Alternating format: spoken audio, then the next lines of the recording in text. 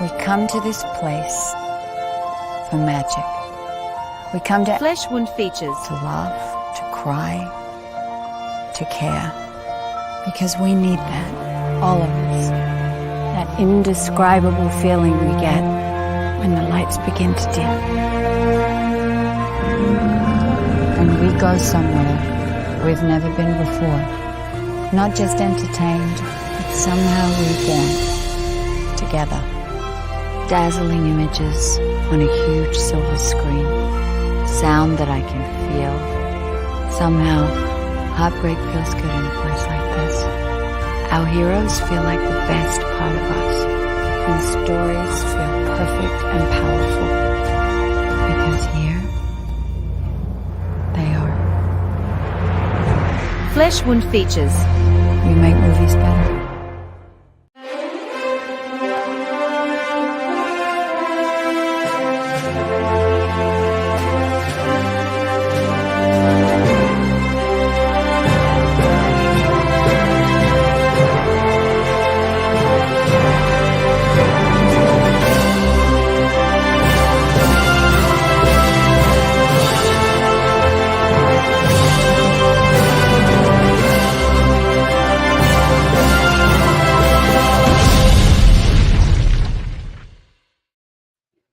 Oh shit! Really on our big show.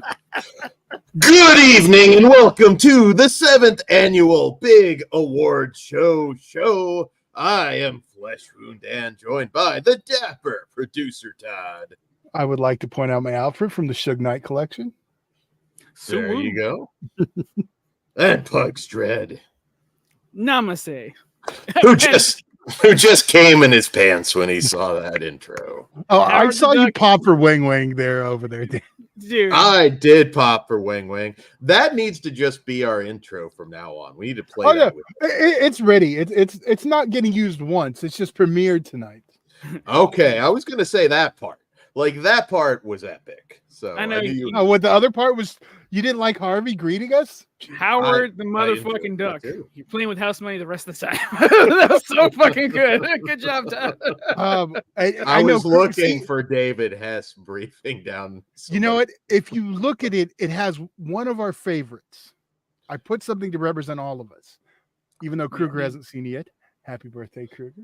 Happy Happy- birthday, Kruger. Happy that's his birthday, present. Kruger. He'll Our see it own on Wednesday. monstrous kaiju. Yes.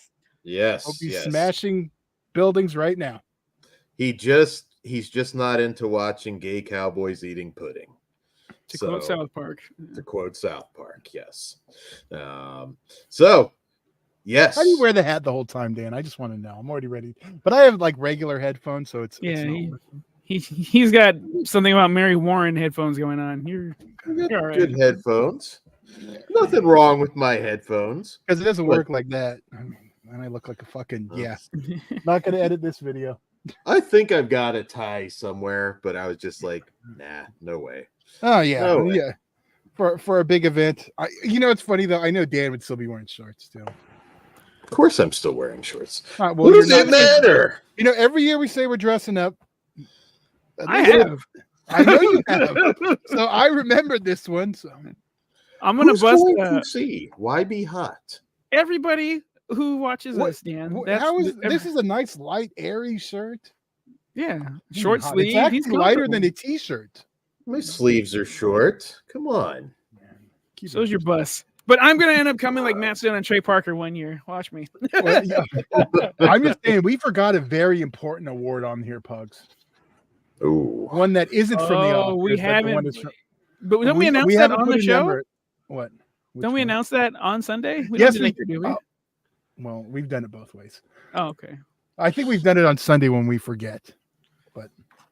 Who could it All be right. this year? So, well, what'd you guys think of The this? fatty Arbuckle Award, just so Yeah, we're aware. I think we're all shitheads if we don't pick the right one. Just saying. I don't know. So Well, my Zombie. yes. Pugs, did you score with Nicole Kidman? I would love to. Pugs was very mad. We Franklined him in the graphic. He called it out. I believe the phrase or the name I dropped was Rosa pugs. You did. That's why I was leaving it for you. Damn. You know, I Damn. went back which and we will forth, tackle some of that later on. but, This is true. No, I loved all the graphics, dude. You're doing a great job. I got no complaints. That show's hilarious. That was awesome. We'll have to close with it too. see, I thought I was going to give away what the theme of our intro was going to be with the ad. No, I don't think so. My brain was not going there. You want me to rant? You want me to do it right off the top? I do not like the new fucking intro. AMC knocked that shit off. I want Heartbreak to feel All good in a three? place like this. None of that bullshit. It's magic. Switch it back. Who? Because I haven't been to the movies in about a week or so. I haven't seen who is I don't the like new the three, right? replacement. It's still her. It's her. Yeah, She but just- you know what? There's 3 right now of the old ones because they count the regular, the IMAX, and then the fucking Oh. other. So technically, I think there's 3 new ones right now. But unless they mean 3 different versions of that, because right now it's only been It's Magic. I've seen it every time. Oh, okay. I thought Maybe it was they 3 made- different. Yeah. That's what I thought we were getting, some fucking Star Tour shit. But no, every time I fucking go, it's Magic. I want the original still too. Have you only seen horror movies right now? No, I saw Oh, fucking okay. Kung Fu Panda 4, and that gave me Oh, It's okay. Magic. All right. 'Cause I was gonna say maybe it's like for the adults they get the other one. That'd be No. hilarious though. They drop like this. This is where fucking movies are enjoyed or something. I don't know. I don't feel the need to stand and salute when she doesn't say it. So it's just a different experience. Are they still There selling was- the bag with her pant, her I- suit? Well, she's still wearing it. I mean, No, it's no, still but- the same. Okay. No, remember you said they were selling like Oh, yeah. backpacks of her shit. Yeah, I Is don't that know if you can still happening? get it. That thing was a pretty Oh. hot seller. Oh fuck. Yeah, I don't think you can. Well, you can pay eBay Well, prices. Pugs, you want to show us up? You know what outfit to wear now? It's Sunday. I gotta find a beige pinstripe. The Flesh Wound red carpet. Just Oh, you know, talk I actually shit on have red everybody's carpet, too. You can clothes. see it. Yeah, you do have red card. Yes, and also nice background as well. The Oscars here. Oscar. I was what's gonna put up? Corey's face on it, but I didn't think it would. It would Please read. don't. Maybe next year. There's always Sunday. Cable Channel 11 says, I haven't cared about the Oscars in well over a decade, but there's always room for Flesh Wound. We may get better for people like us. Shout out, Jess Graham. Ooh, You can hear our the blood confusion. carpet slash her own video. Fuck yeah, dude. You can Yes. hear our confusion when Big Willie gets smacked. Yeah. Hey, did he just smack him? That was hilarious. I was trying to catch you guys up. I'm like, oh yeah, it was just a smacking part. That was real. Shoot. I am in a haze because the last several days it's been like, as always, all the really heavy, depressing shit Oh, right at the end. The last thing I watched, it just made me want to fucking bitch about. The last thing I watched was Red, White, and Blue. So Okay. fucking makes me like Oh, this place even less. We're in an okay state. We can talk about that after. Yeah, Good one. Like, well, we'll talk about it when we get there.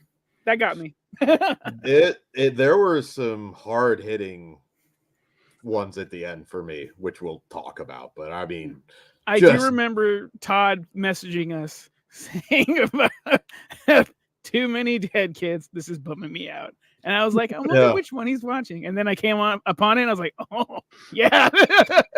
Oh, you also said Pugs. A lot of dead kids. was I wrong? No. A lot of just death and sorrow and a lot of heartbreak towards the end. When they announced Should have closed with Barbie then. Yeah. Yeah. When we were gathering, well, after the announcements and we were gathering like the movie breakdown, I was like underwhelmed at the time. I'm like, well, this doesn't look that like impressive. And as we gone through it, I was incorrect as fuck. This is a good year for solid fucking movies, man. I enjoyed myself. And a good year for short content. Like a really good year, which we'll talk about. Brent Madison, what's up? Poor Things is now on Hulu. Son of a bitch. I grabbed that in the other day. Okay. Nice. Right on. Yeah. I like your shark, Nice. man. That's cool. It's always a I don't know of too many podcasts that watch everything. Like, that's impressive. So I want to pat us on the back. Everybody can do it along, or they don't have to. That's fine. I don't stroke my own ego Too like cool that, to do it. But yes, everything and many hours. I'm kind of scared to think how many 2 hours. weeks ago, you guys were like, "Oh, we got plenty of time," and then I Right. dropped that bombshell. Yeah. I'm like, "Wait, what?" See, I the- was the- watching shit until early this morning. Like, that's I- how it always I goes. finished my last one. Well, because I forgot to watch the one I fucking rented, the Red, White, and Blue. No. I was like, oh yeah, I better watch that. Yeah. Plus, I had company this week, so I couldn't. I'm like, listen, you came at the worst time. I got fucking trauma movies to watch and fucking Oscar movies to watch. Wide spectrum. So dead kids and projectile shit, basically. We had a good mix of, And you don't know which one is which. Man. That works either way. yeah, We just could have had a McMahon short, all we know. spin the wheel, make a deal. What do we have here? Just cannibal lesbians or just war-torn Ukraine? You get one or the other. We can just live next door and listen to the whole madness go on too. That's the thing. Yeah, I really enjoyed this, and I'm looking forward to do it again next year. But let's talk about this year. I mean, I need a break for sure. But like, yeah, but again, I was fucking very entertained. My brain hurts. It swells with all this fucking info. Good I job. watched so many, it was kind of like, wait, reading the titles over, I was like, what the fuck was that one? Yeah, there was the one you said, you were like, oh, I was like, is that an Oscar one? I didn't even remember. I watched a lot of stuff anticipating it was going to get an Oscar nomination throughout the year, and it didn't. Yeah. So See, we're talking I about watched my snubs. normal things, and all the things I didn't want to watch are the ones that ended up getting nominated. So I had to watch fucking Color Purple. I had to watch. See, and don't call me racist, Pugs. I also didn't want to watch fucking Napoleon either. Fucking. I would never call you racist, like for real. God, I hope there's never I'm a. not very. Yeah, I don't know. I say some pretty harsh things to the white people. I hope there's never a That's true. French blaxploitation movie, Todd. You're gonna really fucking hate it. Hey, you know it's fucked up. In 2024, I cannot say the name of my favorite Blood of Abraham song featuring Eazy-E, just because it's rude, and I can't even. How would I request it now? Probably should spell it out, but that's a little dangerous too. All right. Well, do we want to just Here. get into it? Here we go. Yo, before we start, you know the Oscars are an hour earlier this Sunday. Yeah, and then our time goes back too, so it's like And 2 our- hours. it's 2 hours fucking earlier. Isn't that lame? And I So got what time's it? Yeah, I know. So we got to remember not only that it's an hour earlier, we have to also remember we're going to be getting up an hour earlier. So it's I gonna think fuck we'll be us up. fine. I'm worried about Dan. I'm good. I adjust. Kruger's. I better remind Kruger, otherwise he's going to show for the next show an hour early, or would we he be gonna an be on- hour late? I don't remember what's going I think on. we're on the same timeline once he's. Yeah, we are. But if he doesn't know that, he doesn't factor it in. Oh, gotcha. So we Let him still enjoy gotta- his birthday, and then Yeah, we'll remind him before next recording. All right, okay. Spit on it. Get Alec Baldwin on set and shoot. All right. They So- should have. No, here we go. Okay, our first category of the evening. I don't know why I think this might be an obvious one, but Dan, why don't you read? Okay, well, Dan. Well, then All it is for right. me. Dan, why don't you read us the nominees in Best Visual Effects? Your nominees for Best Visual Effects. Should I do them all in sexy voice? No, you should. Dan, Yeah. I'm about to mute you and tell Pugs to read them. So The you better get your act creator. together. I'm not dealing with this the whole show. Start over. Just one. Use your announcement voice, your radio voice. All right. Visual effects nominees. The Creator.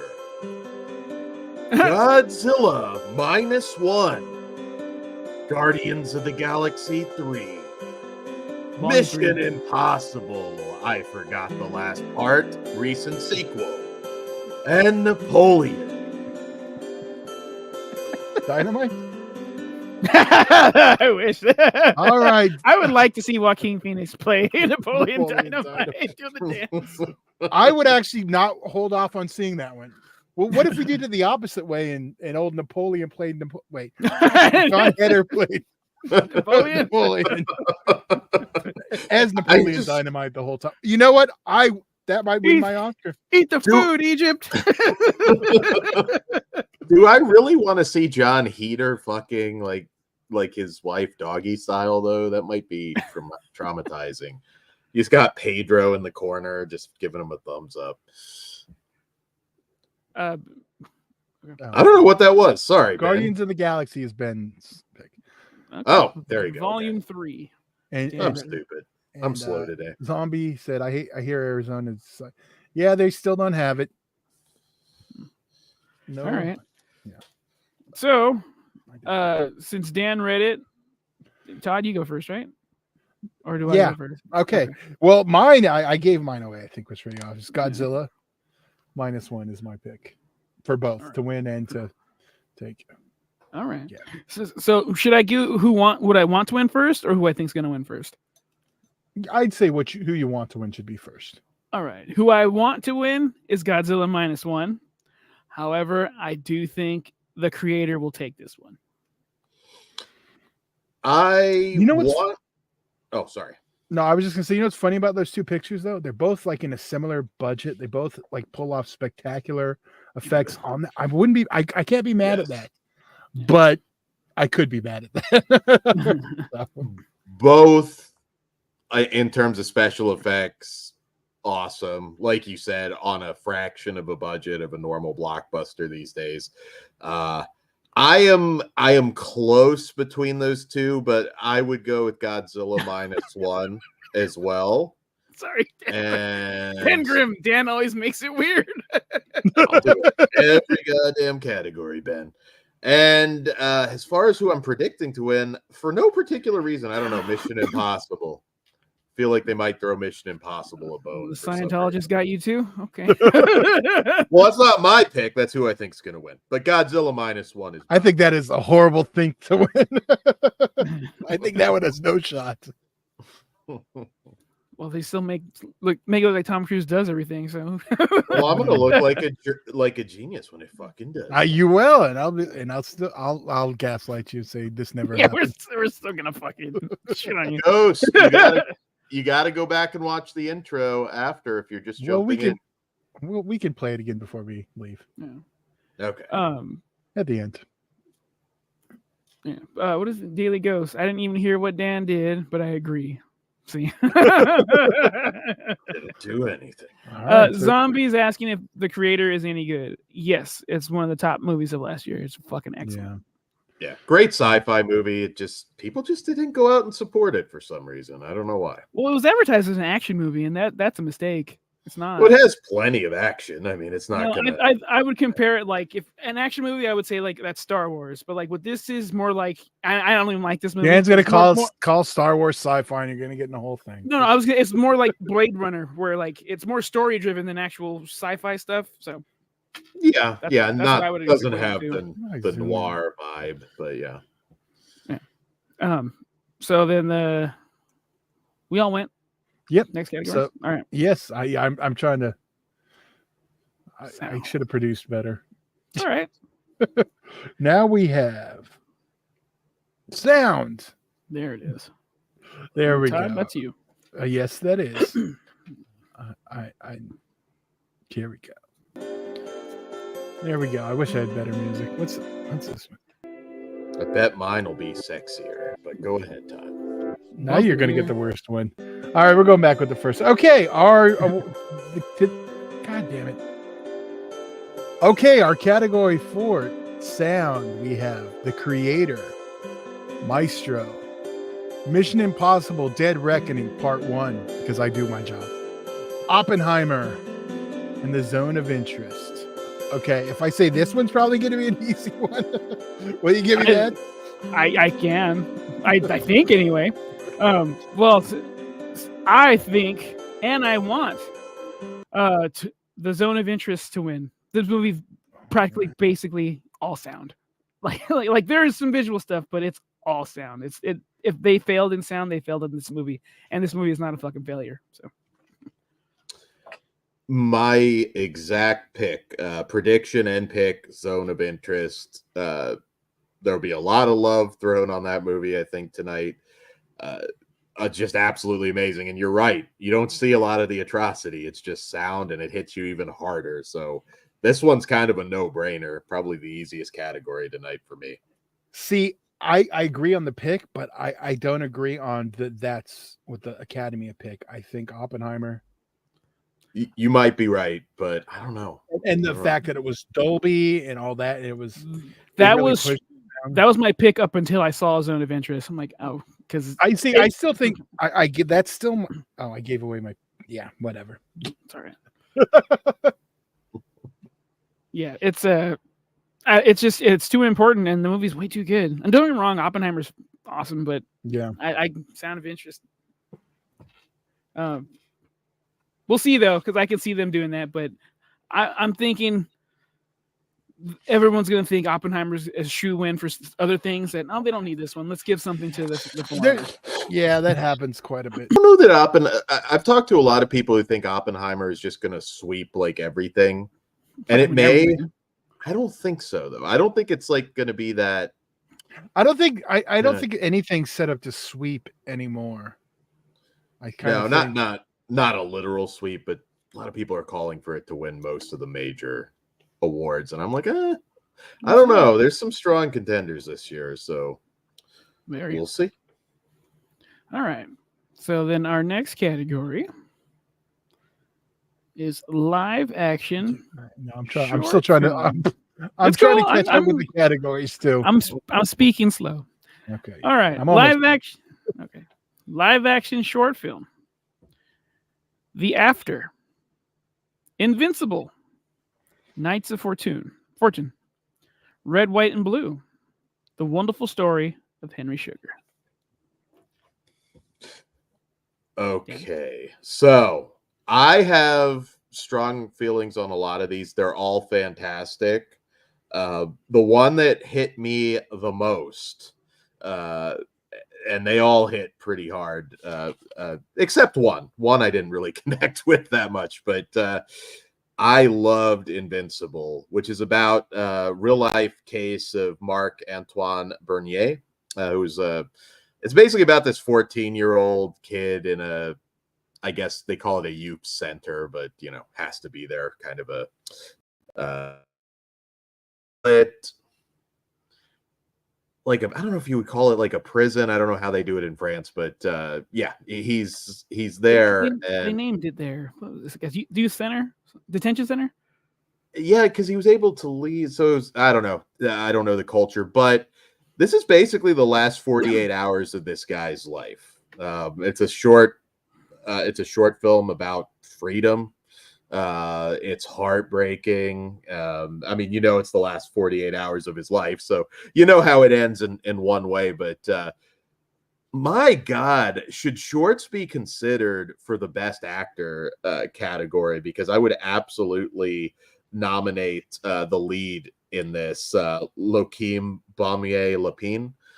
He is amazing, and in 29 minutes, I'll be damned if it didn't break my fucking heart. Are they not eligible? I've never thought of that. I've never seen it. There's a time limit they have to hit for it, and that's why they have shorts and best feature. I think that should change. I don't see, if you can impact me in 30 minutes, 20 minutes, whatever, I don't see why you wouldn't acknowledge an actor that was just fantastic. And there's a couple possible nominations just in the live action short category. But I'm sure you guys have something to say about the other ones, so I'm not going to hold it up, but wow. Yeah. Invincible is my pick, and what would win? I'm going to go with Red, White, and Blue to win, but Invincible is my pick. Okay. Oh, I've been going back and forth on this one. I'm going to go with Red, White, and Blue on it. Across the board? Yeah, because I do think it'll win, but I mean, Well, the subject matter alone definitely leans towards the Academy. Yeah. So I understand that, but I liked pretty much all of them. Like Dan said, this has been a strong year for shorts, and we haven't even gotten to our next ones too. Yeah. You know, the only issue with Red, White, and Blue that I think it's based on a real case. It might not be, or it's like So's your pick. So I kind of no. I'm not saying the movie's wonderful, but I kind of knew what the twist was going to be, and I shouldn't have looked too much into the movie ahead of time who made it, because I was like, I think this is that's why. Because I was along for the ride. I didn't see that coming. I was like, why? Oh. Why would I give a shit? Like, this is what? Oh, and then the reveal of the fucking no spoilers, but the aftermath of what happened. I'm like, they went kind of hard here. Bravo. Fucking brutal. Yeah. So that Todd, you picked yours, right? Those across the board. Okay. So I want Red, White, and Blue to win. I do think that's pretty cool. However, now this is me just being a dick. I laughed way too hard at the after, and then I felt way too sad at the end for it. What a gut punch! I was just like, damn. But like it's the hug. I'm just like, the ending. Yeah, I was like, dude. And then he just gets up and walks and tries to live his life. Like it's fucked up. It's strong. So I think the Academy will give it to the after, just because of like all the tragedies that are happening in the world. Like, let's give him one. Yeah, that happens too. I can't argue with that logic. We got shootings, they got stabbings over there, and so shit happens. Should we talk about the other things at all, or wait till Sunday for that? Oh, well, we can talk about it if there's any. Yeah, might as well. Okay, because the wonderful story of Henry Sugar, I thought I was going to be annoyed, but I was very invested by the end. We got it. What's his ass? Fucking Ben Cumberbatch. King's. Oh, Cumberbatch, yeah. Yeah, awesome. Yeah, Ben Kingsley was fucking awesome too, dude. But like that Wes Anderson vibe, like he just knows what he's doing. I still feel though, if if you're not a big Wes Anderson person, you're gonna have the same issues with that as any of his movies. Yeah, I enjoyed it. I think it was the weakest of these, to be honest, but I enjoyed it. Okay. And Night of Fortune, what did you think about that one, Dan? So that was the one that basically follows this guy who can't come to terms with the death of his wife, right? That was so he's in the morgue, he's holding off going into. By the way, both of those guys look like they direct movies or write comic books. Like they one of them looked like Paul Dini. I was like, did Paul Dini over there? There's this one actually, despite that basic premise, is actually kind of funny. There's a lot of kind of dark comedy crammed in there, how he gets, he's in the bathroom and then he gets pulled into helping this other guy go see his loved one in the coffin. And I enjoyed that. It was some levity compared to the fucking punch to the heart that these other ones were. But I really love them, man. Like, I wish more people would embrace shorts. Like, if they were easier to access, or at least all in one location. Because some of these, I'm like, fuck, I gotta rack my brain trying to find these fucking things. Oh yeah. So the last fucking minute, like the stuff was Or anybody at the Academy, if you're watching, please include us. And if you need us to host a show or anything, we can clean up our act a little bit. Yeah. I think if they do better put us behind a paywall. If they do their due diligence, I don't think we're going to get that gig, unfortunately. Pussies. We, you know what? We've supported one of their own on multiple shows for multiple years. These are facts. Okay. He made our intro, Jesus. Yeah. Well, no, not Jesus. Not yeah. Talk about. I didn't see Jesus in there. Oh, maybe he's everywhere. He's everywhere. He's with you now, Todd. Well, if that's the topic, it's not getting my vote tonight on any of them. All right, what do we have next? So we should go right. Animated short film is our next category. And who was reading? Dan, will you do the honors?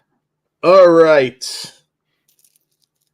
And the nominees for animated short. Dan, I'm just going to start muting you. I'm not doing it, Todd. I'm doing it normal. Letter to a Pig. 95 Senses. Our Uniform. Pachyderm. And The War is Over, inspired by the music of John Lennon and Yoko Ono. Animated short. Am I supposed to cut a rap now? What's going on? I don't know. I fucking I'm done dare with this you. music. None of them are good. I should have uploaded my awards music. All right. Animated shorts. Oh yes, so I'm first on this one. Go for it. Animated shorts. Do you already yeah, okay. Ooh. Yeah, these we both saw theatrically, right, Dan? Yes, yes. Man. I really liked them. Oh, jeez. I didn't really like Wars. I liked Jesus. Yeah. I really don't know on what they're gonna pick, but I like I'm gonna go. God, I hate that it's inspired by the Yoko music. I know. But I did really like that one. That's my pick. Okay. Across What the about board? your pick to win? Both? I honestly I don't know. This is one I can't like say. I don't really have an Academy pick. Like what? I don't know. What was the Death Row one? 95 Senses. Yeah, see, they don't like prison though. Yeah, I'm sticking. Yeah, we'll go with that one. War's a hot topic right now. I can see the Academy getting all. It's also the Beatles. Like they, of course, they love that shit. So that's the one I think's gonna win, and then the one I want to win is Letter to a Pig. Okay.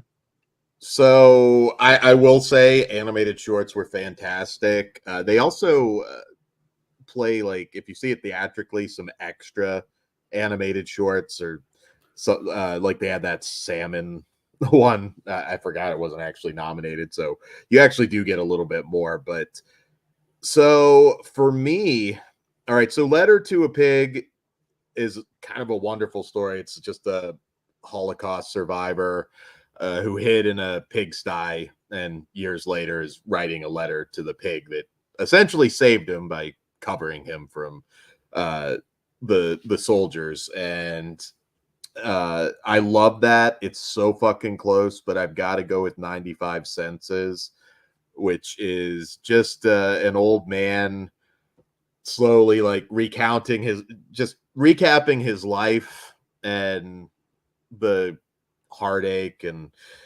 consequences of a bad decision, how it led him to where he was. Very old timey, with again a pretty awful gut punch at the end. It's wonderful. Letter to a Pig is very close though, but I really enjoyed all of these. Also, some of them kind of downers as well, but yeah, 95 Senses is wonderful. Don't sleep on the animated shorts. Eventually, there's some you might see on YouTube. I didn't even look what was where on those. Yeah, because I saw it theatrically. Yeah.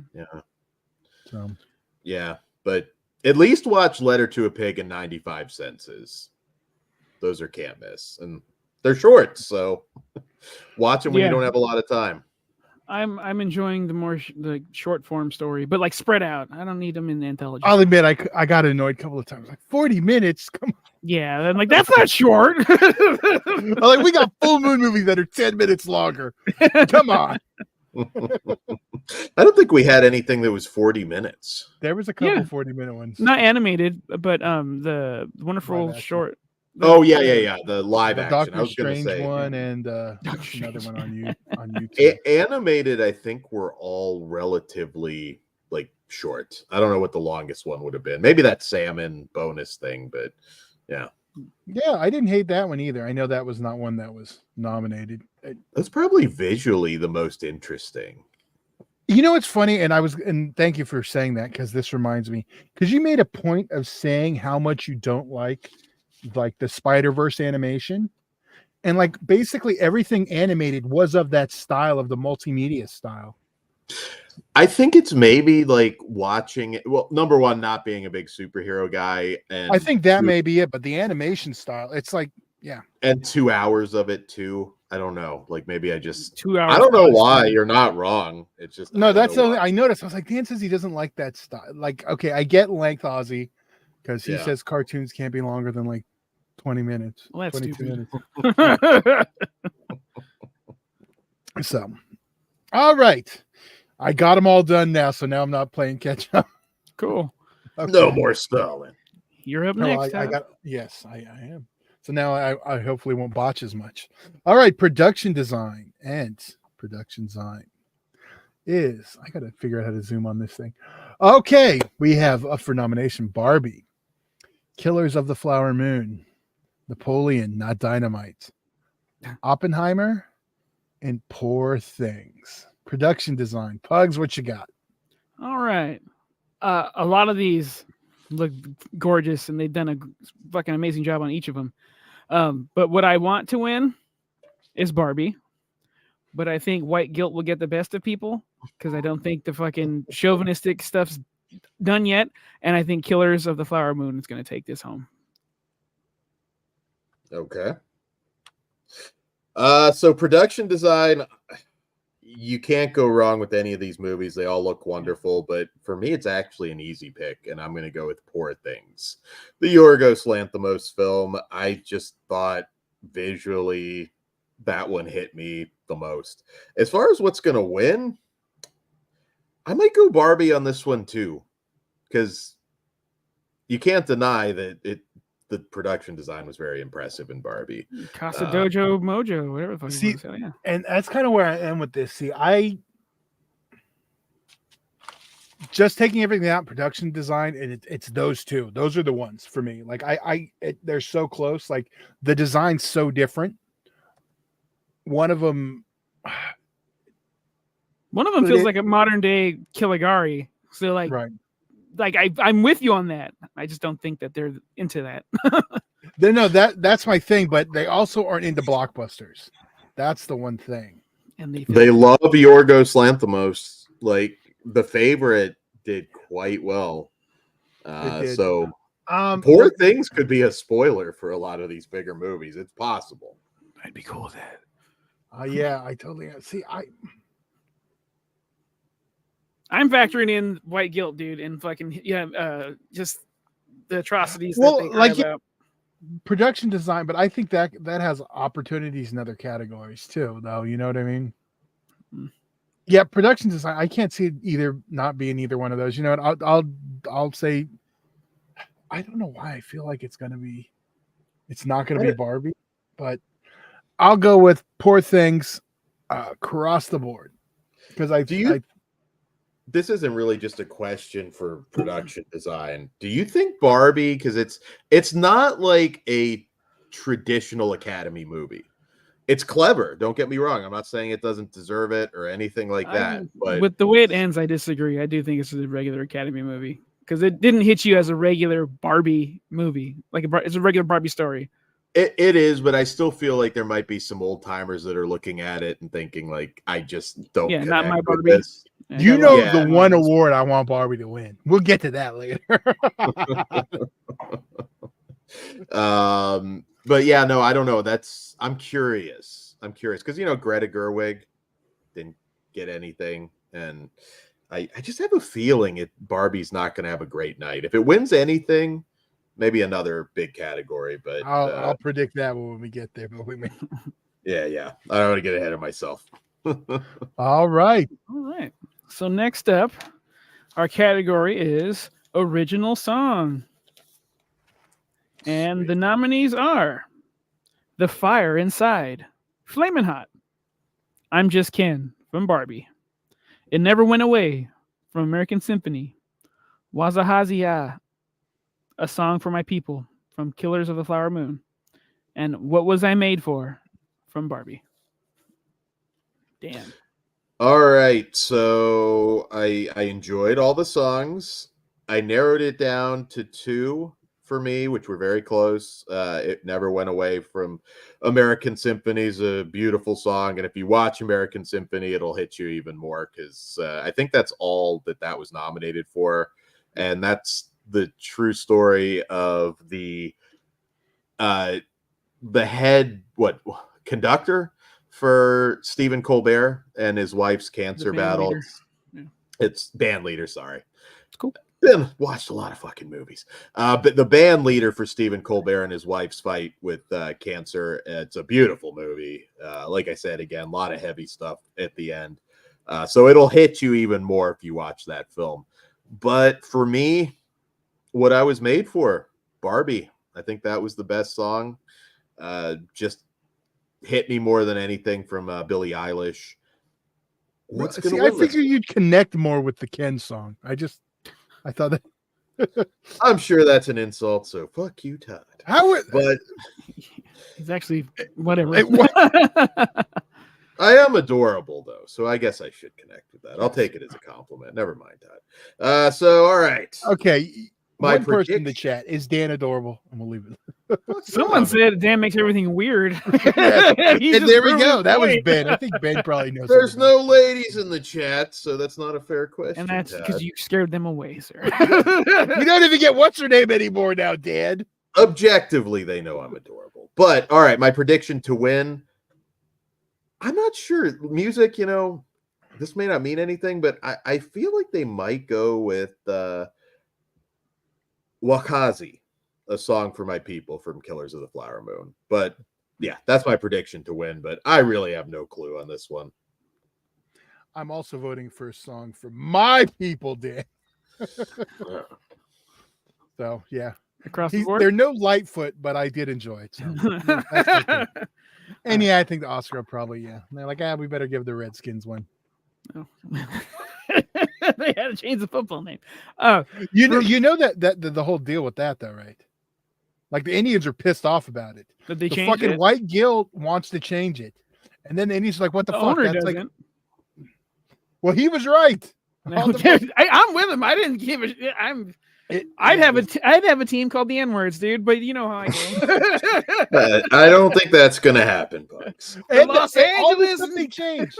The family of Aunt Jemima's all pissed off now too. Oh yeah, Uncle Ben Box and the lake, Lake-O, The Land of Phoenix. Lakes Indian. that shit. Yeah, It's it's too soft.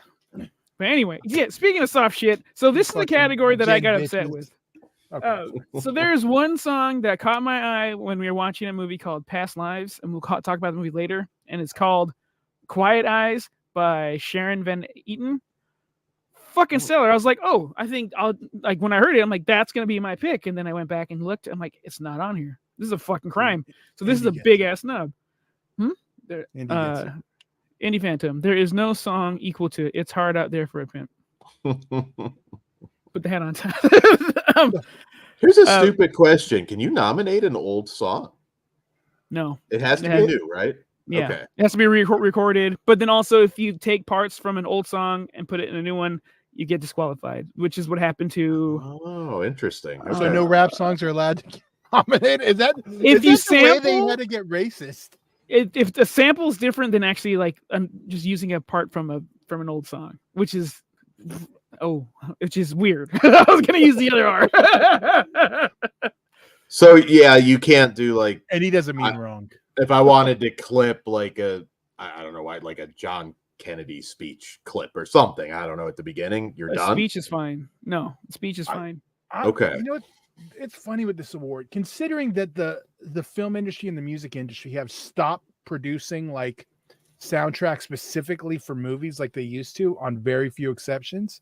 This category is weird, not letting movies that they're because they score now pretty much with real music, unlike they used to do with. All right, we got to make a soundtrack for songs for the movie. It feels like you should be able to, like, even on the Grammys, you can nominate old songs and get nominated now. I know Tupac was nominated for the documentary, like, or was that the music? Whatever. The one we just had, was that the Grammys? Grammys. Yeah.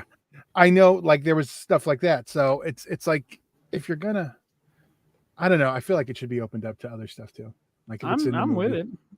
it. Or just start making goddamn soundtracks again, like with actual music for movies instead of just fucking recycling everything. That would be good. But yeah, Quiet Eyes. Make sure you guys check out that song.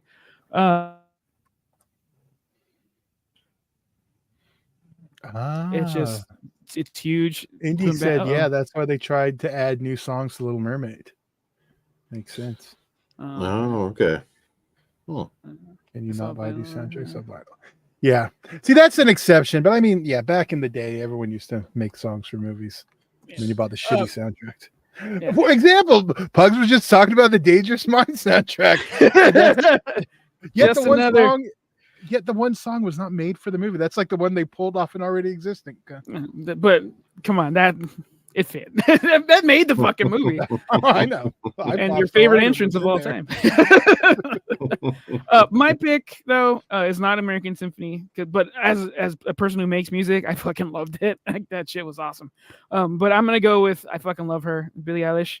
What was I made for? Like, I was jamming to that in the car. It's a beautiful song. She has a beautiful voice, and I like her, and I like the way she looks. So, Do we get a Deviant Vulture Skulls Billie Eilish crossover?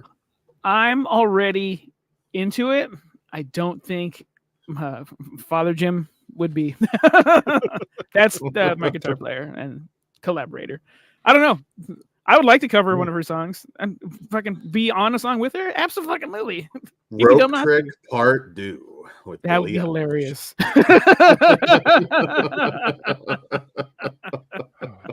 She covers me. That'd be fucking badass. Fuck yeah. All right. So yeah, my across the board is for Barbie. All right. All Dan? right. Who's it up to now? Me? Dan? Yeah. All Okay, there right. you go, original score. And the nominees for original score are American Fiction, Indiana Jones and the Dial of Destiny, Killers of the Flower Moon, Oppenheimer, or Poor Things. Nice. Todd. All right. So now, does original score have those same rules? Because if it doesn't, it's fucked up. And B, there's quite a few recycled music cues in Indiana Jones. The famous Indiana Jones is not the part that's up for it. It's all the new stuff. Yeah. Didn't they I- tweak it a little bit, if I remember right? See, I call bullshit on that because that's expanding what was already done. That's adding to it. They're not creating anything new. They're just Same. making it sound like fucking John Williams, Indiana Jones music Yeah. continuing. But I'm gonna call it bullshit on the Academy, but it wasn't my pick anyway. So I know. okay. I'm actually mad at this category for making me watch that movie because I didn't watch the one before it, and I'm like, cool, I don't have to watch these fucking things. Although I did enjoy it. I was way better than I thought it was gonna be. Did you watch the one before it though? That's the No. question. No. Score.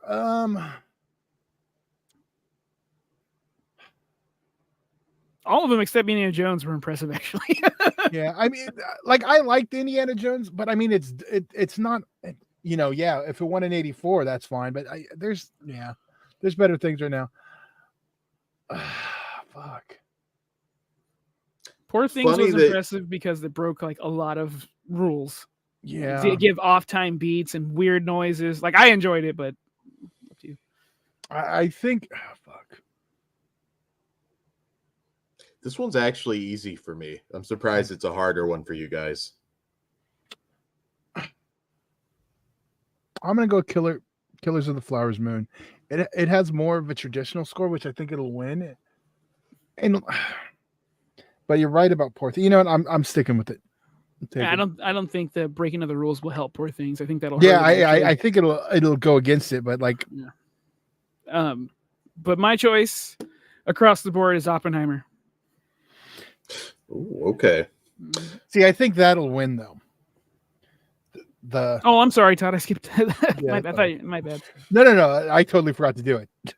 I'm still like clicking things. Okay, wait. So Me? Yeah, I went. That's across the board for me. All Although right. I do love Killers. They do have the Indian chants going. I Yeah. love that. But and then American Fiction was just funky, so I dug it. But yeah, across the board, Oppenheimer. All right. For me, an easy pick, actually. Poor Things. You're Okay. right. It's not a traditional score, but it's just perfect to create the mood of this strange, bizarre world It fits. that the characters inhabit in the movie. I thought it was the most memorable. I think Oppenheimer will probably win this one. They both use a lot of fuzz noises. So I'm Yeah. just leaning towards Oppenheimer just because it's more of a traditional score movie than Poor Things, which is artistically fucking weird. Yeah, I remember the Poor Things one, like in my head, perfect. I just, But you also fell in love with the movie, Dan. yeah. I did, but I actually, well, I didn't like Indiana Jones. I was about to say all of these movies, but all of them except Indiana Jones. So, Yeah, I don't know even why the fuck it's in here. Like, I did not want to watch that movie.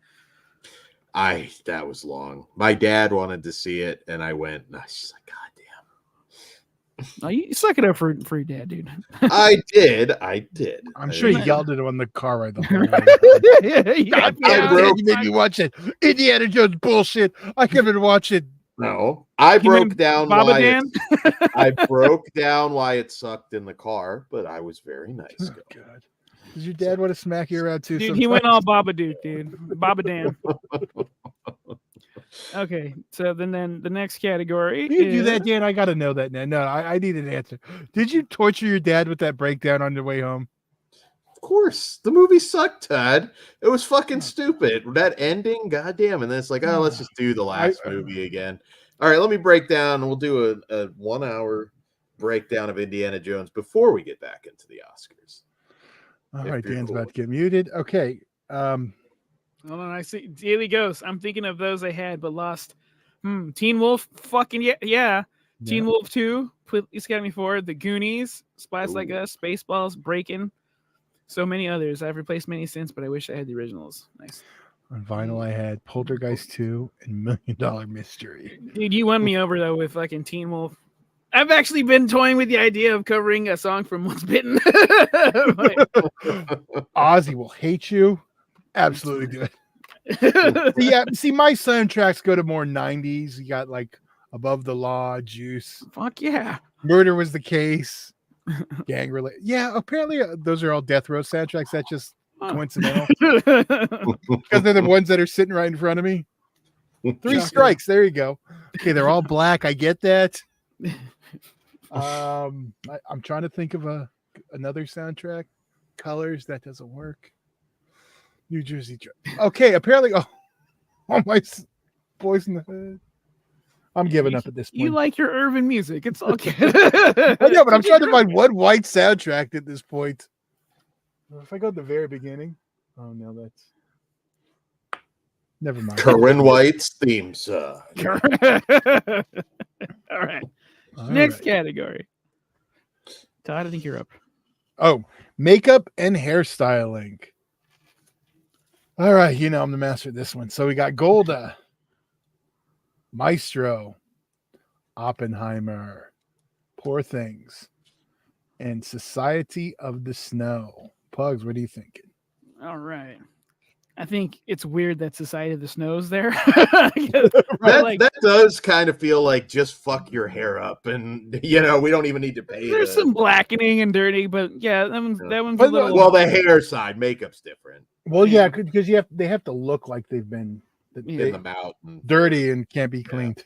yeah, They look like Pigpen.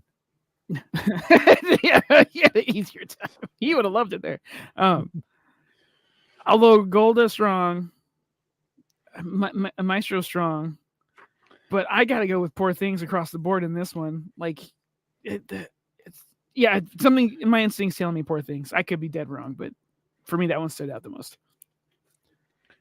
Dan? I believe I'm going to do the same. Poor Things across the board on this. Because I mean, again, this is hair is like a tough one for me because I have no fucking sense for And that. the color purple's not in here, so that definitely not winning. Well, fucking Ironclaw didn't make this list. Golda was an interesting one because I saw that earlier in the year and I was like, wow, I wonder this year might be weird if that gets a lot of nominations. And I thought I wasn't too sure with that one if it would or wouldn't. I thought maybe Helen Mirren would get something, but Yom Kippur, unusual right now with what's going on in the world. I was kind of curious. I'm gonna watch for your consideration if I want to watch a Yom Kippur movie. Oh my God. Yeah, it's a good movie. Helen Mirren was great, but I wasn't too sure. I was like, I just not saw get a trigger, anything. Todd. Sorry. No, I saw Supergirl in that trigger. Yeah, that's what I saw. Oh, I thought you said okay. Yeah, I tried not to. Well, the movie may not be good. That doesn't mean it doesn't have a good score. I can't. My hate for the movie is it literally ruined collecting for me. Daily Ghost.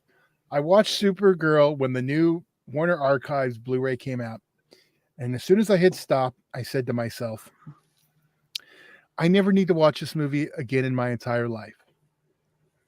And that was the moment I decided I'm only going to buy movies that I think I'll watch more than once. So it is legitimately changed my buying habits. It was your kryptonite. And I love I was mad in the Flash that bitch popped up first. Or popped up second. So I was like, oh, you motherfucker. Oh, he ruined it for you. Yes, totally did. So excited that they brought that bitch out. I was like, she could be Billie Jean, but fuck all that other shit. Okay.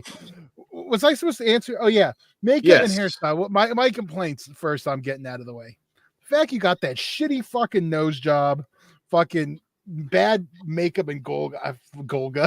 Fucking earthquake. You just R.I.P. John Tenta. Check out Dark Side of the Ring. Look out for it. If I had a Cartman doll, I would wave it in the air right now. And I thought Maestro looked shitty too. Like I wasn't a fan of these What was shitty about Golda Maestro? was better than fucking Maestro, dude. Yeah, Maestro I didn't like. Both of those I thought had shitty makeup. I was like this. I hate to tell you this, whoever you're saying nose job, one is not a nose job. The golden nose is 100% prosthetic. Oh yeah, her. Yes, I thought you were talking somebody. No, else. they both made him look funny though. Like if you're gonna cast, the prosthetics were too distracting. Okay. It was like I know happens. you're wearing a fake nose and you look stupid.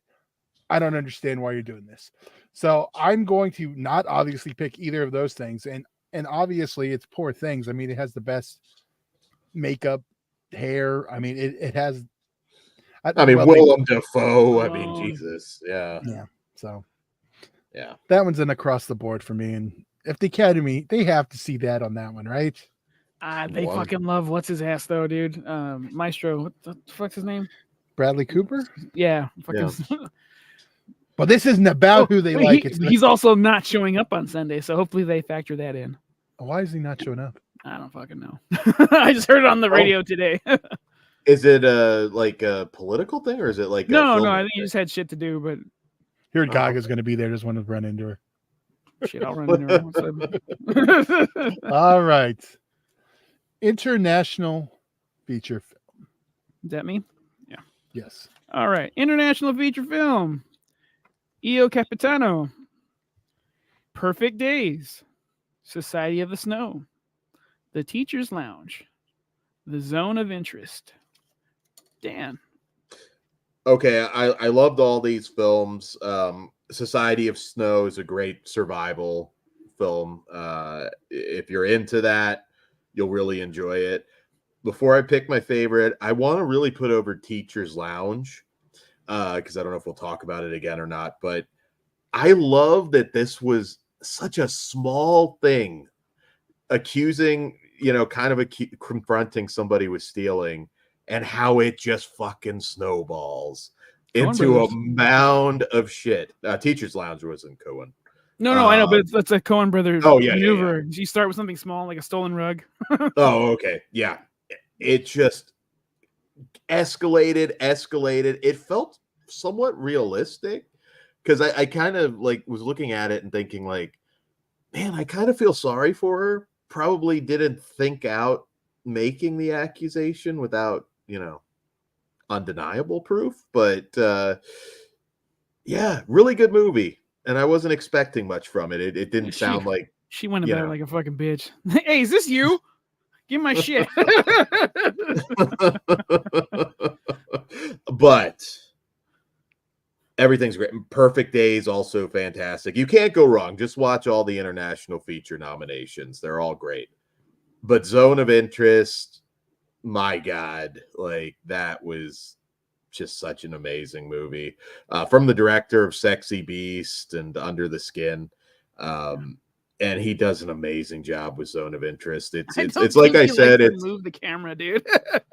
It's not a war movie, but it's a wartime movie, and I just loved it so much. So it's an easy pick, and I also think it's going to win. So I'm picking Zone of Interest across the board on that. And yeah. Mr. Todd? I am with you. I'm Zone of Interest across the board. It's a great film. But there is one international film that is missing from that list. It made it on the other list. That's Godzilla -1. yeah. I That would have kinda been knew it that would have hurt wouldn't. my feelings though. Oh, should've you knew been. it wouldn't, but it's on the main fucking list. What do you mean? What Wait, main isn't list? it on one of the? Yeah, it's No, on visual effects. Godzilla Yeah. -1. That's the only Yeah, one. yeah. That's it. I That's the believe. only one. I thought I had another one. No. All right. Well, It should have been in this one, and then I would have had a harder time picking. But Yeah. I co-sign everything you gentlemen just said. Society of the Snow stands out. The Teacher's Lounge was way better than I thought it had any right to be. But there was only one movie that I consistently thought about for the next few days after I saw it, and that is The Zone of Interest. Movie is fucking phenomenal. You feel like a voyeur. You're a fly on the wall just watching what's going down, but you're hearing everything. And then there's a scene in the river where The Jaw. Yeah, dude. it's like I like fucked up stuff and I make fucked up comments and stuff, but like legitimately, this is messed up. Like how they're just able to continue their lives. Yeah, But you know, not even phased. But what's fucked up? That's the human condition. Because I think I could probably do that too, if I had to. So, but yeah, for my pick across the board is The Zone of Interest. I think it deserves it. One of the best scenes, without giving anything away, was when the kid was in the river, and I think it wasn't any concern about what was in the river. It was just the kid getting dirty. Like it was like, holy shit! You don't want that that tainted stuff on you. It was fucked up. Yeah. When they switched to the night vision or whatever they want to call it, black and white scene, that's based on a real story too. And as I was watching it, I was like, hey, I remember that from school. So yeah. Indie Phantoms Zone of Interest is probably a lock since it's in Best Picture. Yeah. And since Godzilla's -1's not in it. But yeah, as soon as Zone of Interest hits streaming platforms, you got to go see it. It's available to buy right now, and I would say just do it because it's fucking worth it. So good. Gentlemen, before you go to the next category, I got a cat that locked himself in the bathroom. I think we played a Be right back. Be right back. Just see, this is why we need sponsors. I know. F. Dan. We got the other two letters. So yeah, should I just play it again? Sure. All right. Where do I do it at? Right now. My buttons are all over the place. Dan's gonna get back by the time. Will Zone work at home? The Daily Ghost is asking, will Zone of Interest work at home? Yes, it will. Yeah. How come I can't find it? No, we can just talk about Zone of Interest more because I was seriously though, this and I fucking loved Under the Skin, and you can totally see how this guy's progressing. I haven't watched that. Well, if you like Zone of Interest, so this should be a little more. Okay. Yeah, hopefully, I think you'll like it, dude. Make sure you're enhanced. I was gonna go see it because it was back in theaters, but it was like on a Wednesday, one day. All right. Well, I found it. We can wait. Yeah, but Zone of Interest, you feel like a fly on the wall. The camera hardly moves, and then when it does, it's super slow and still. Like it makes you feel like you're in it. It took me there, which is fucked up because that's a place I don't want to be. I know Dan wants to be there, but.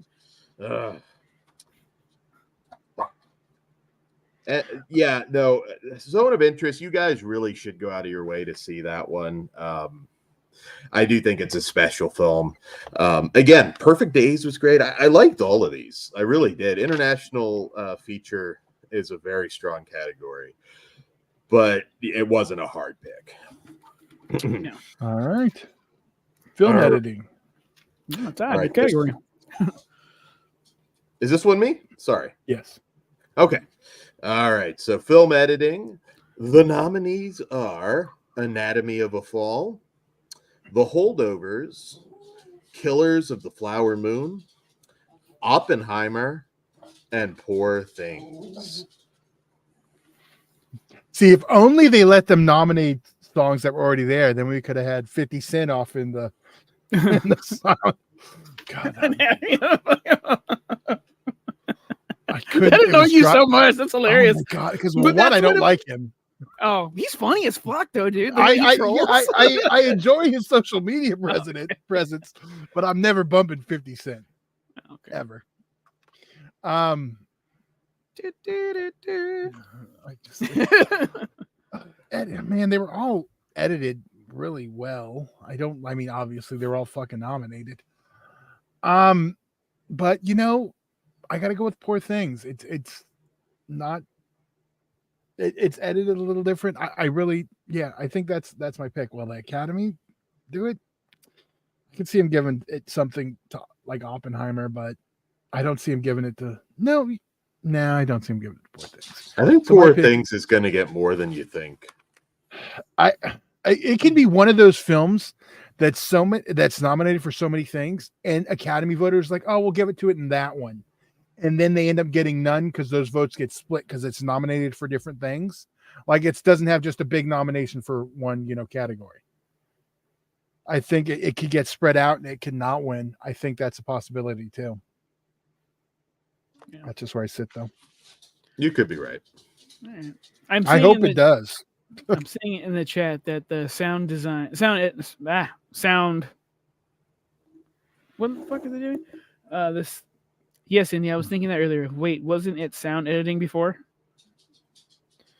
Wait, I'm confused. I think it is sound editing. It's just we shortened it down to sound. Sorry, guys. Oh, back. Earlier. Yeah, that's how they have it listed now. Yeah. Yeah. So for me, we're doing film editing right now, and across the board, I'm gonna go with Oppenheimer just because the time jumps, and I think that's gonna play a strong part into them picking it. That's obvious editing for people just watching. Yeah. You're right.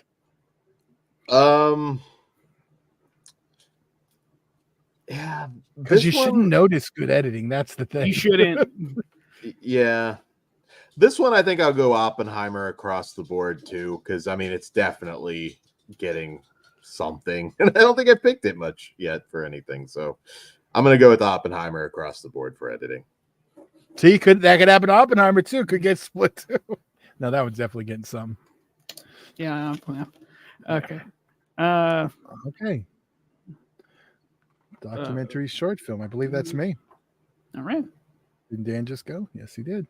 Yep. Documentary short films. Okay. We have The ABCs of Book Banning, The Barber of Little Rock, Island in Between, The Last Repair Shop. Oh, Lord. Nanu Nanu Wapo. Nine and Wapo. Yeah. Close Nine, enough. Nanu. Nanu. Mine was better. You didn't even like Mork. Yes. Okay, wait. Grandma and Grandma. Is that what the other title was? The English title? Grandma and Grandma. Which is weird because they're spelled different. I don't understand the language.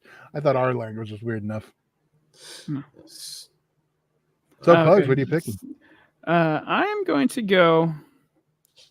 What I want to win is the ABCs of book banning. There was a couple of adorable answers that the little kids gave, and that I was like, "This is very charming." And also, I'm with them. I don't think any books should be banned, but watch the movie and find out. And you can watch that on YouTube. Sorry, not to. Yeah. You know the funniest thing about the book banning stuff is the same people are like all about the First Amendment. Really don't like that. The second, let's burn the books as long as we got our guns to shoot them after. But I like guns too, but. Again, I think white guilt will take hold, and the Barber of Little Rock will we'll take it home from the Academy. It's a good story. You know what? I don't think you know what? If they didn't give it straight out of Compton, fuck the. They're gonna feel guilty for that. But yeah, it's a good story. This feels more like a after school special PBS type thing. I think actually PBS might have did this one. I don't remember, but none of these were particularly strong. If I'm being honest, this was a weak one for me.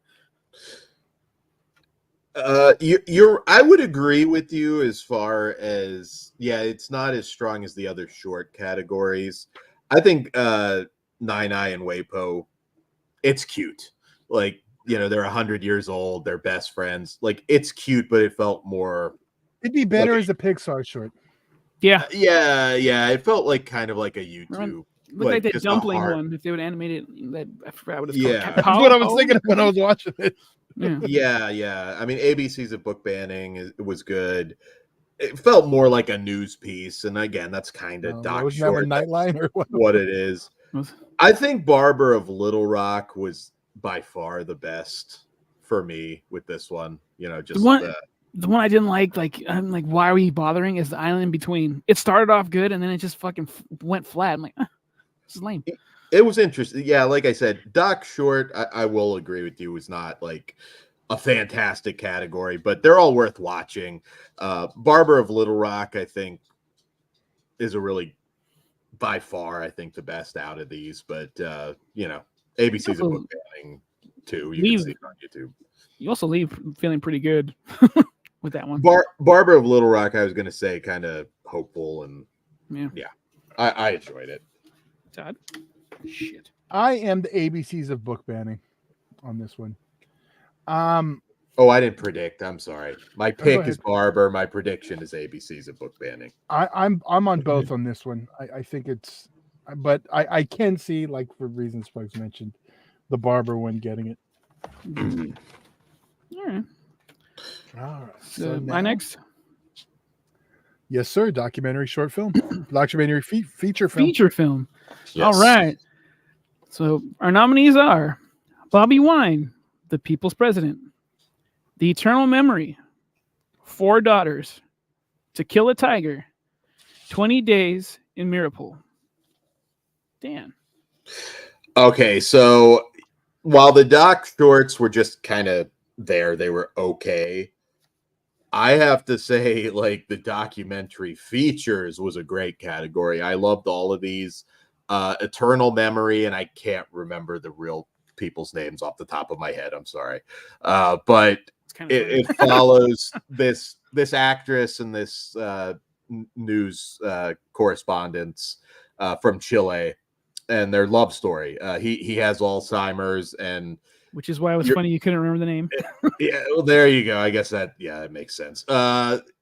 It's a rough one. I mean, if you've ever had a loved one that's dealt with that, you may want to skip Eternal Memory. But beautiful film, great celebration of their love, and it hits how it's supposed to hit. To Kill a Tiger, Bobby Wine, both very good. 20 Days in Maripol. So that chronicles the very beginning of the Russian invasion of Ukraine. Irregardless of where you stand with all of that, I don't think it really matters with this. It's just as a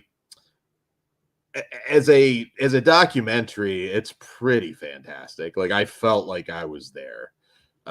It's rough. You see, the consequences of war. Like I said, again, doesn't really matter what you think about that situation. It is awful. It's a downer. It's a gut punch. I think most people will agree with you on that. Yeah, I would have to imagine. Yeah, just the suffering there. I mean, it is just insane. I can't fucking imagine what those people are going through. But I was blown the fuck away by Four Daughters. I knew nothing about that story. I mean, the setup is this mother and her daughters, and two daughters are not there. I'm not going to reveal why. Let it unfold. Just watch the documentary. And they're replaced by these actresses. And again, a longer breakdown of this movie I'm not going to do, but it's a fantastic story. It gets really fucking dark. And it just hit Netflix too. Throw that one out there. Yes, you can watch this on Netflix. It's just this family in Tunisia and their journey together. Really fucked up. It will make a lot of people angry. But it is one of the best films I've seen this year, documentary or otherwise. I really loved it. So all of these are worth watching, but Four Daughters gets a strong recommendation. And 20 Days in Mariupol, just be prepared to not feel so good. And bad things happen to young people too in that doc, so you may want to prepare yourself. It's like I said, I saved a lot of this for the end, and it can kind of fuck up your headspace. So just prepare yourself for it. But Four Daughters is a very enthusiastic pick. As far as what's going to win this one, I'm gonna say 20 Days in Mariupol will win it, but Four Daughters is my pick. Yeah, I'm keeping all my Cloverfield jokes. Four Daughters, 100% my pick. 20 Days in Marisol, or what is it? Mariupol. Mariupol. Close enough.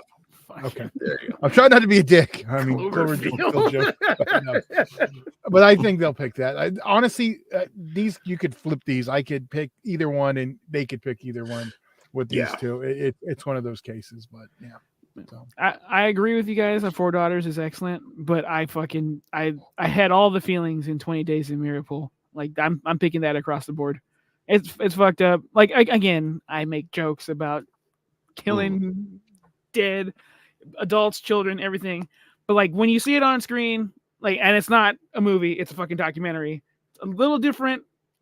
I will still joke. I'm still the fucking monster. But there is part of me that recognizes, hey, that's fucked up, and I would not do that in real life. There's a scene there where this doctor is just fucking fed up, and he's given the camera the what for to give to Putin or whoever who needs to see. And I'm like, yeah, fucking take a look at this shit. Everyone needs to see this so they can knock this bullshit off around the globe, because there's some other fucking wars going on too. But so yeah, for me, 20 Days of Mariupol across the board. Good shit. Yeah. Four Daughters is very unique storytelling too. It is. It is a very unique movie. I hope. Let me know in the comments if you breaking fucking news. Fuck Four Daughters. Did you guys hear that Sydney Sweeney is doing a remake of Barbarella, especially for plugs? I had not, and my dick is hard. Just the thought of it. What did I just watch yesterday? I totally forgot she was in. Oh my god.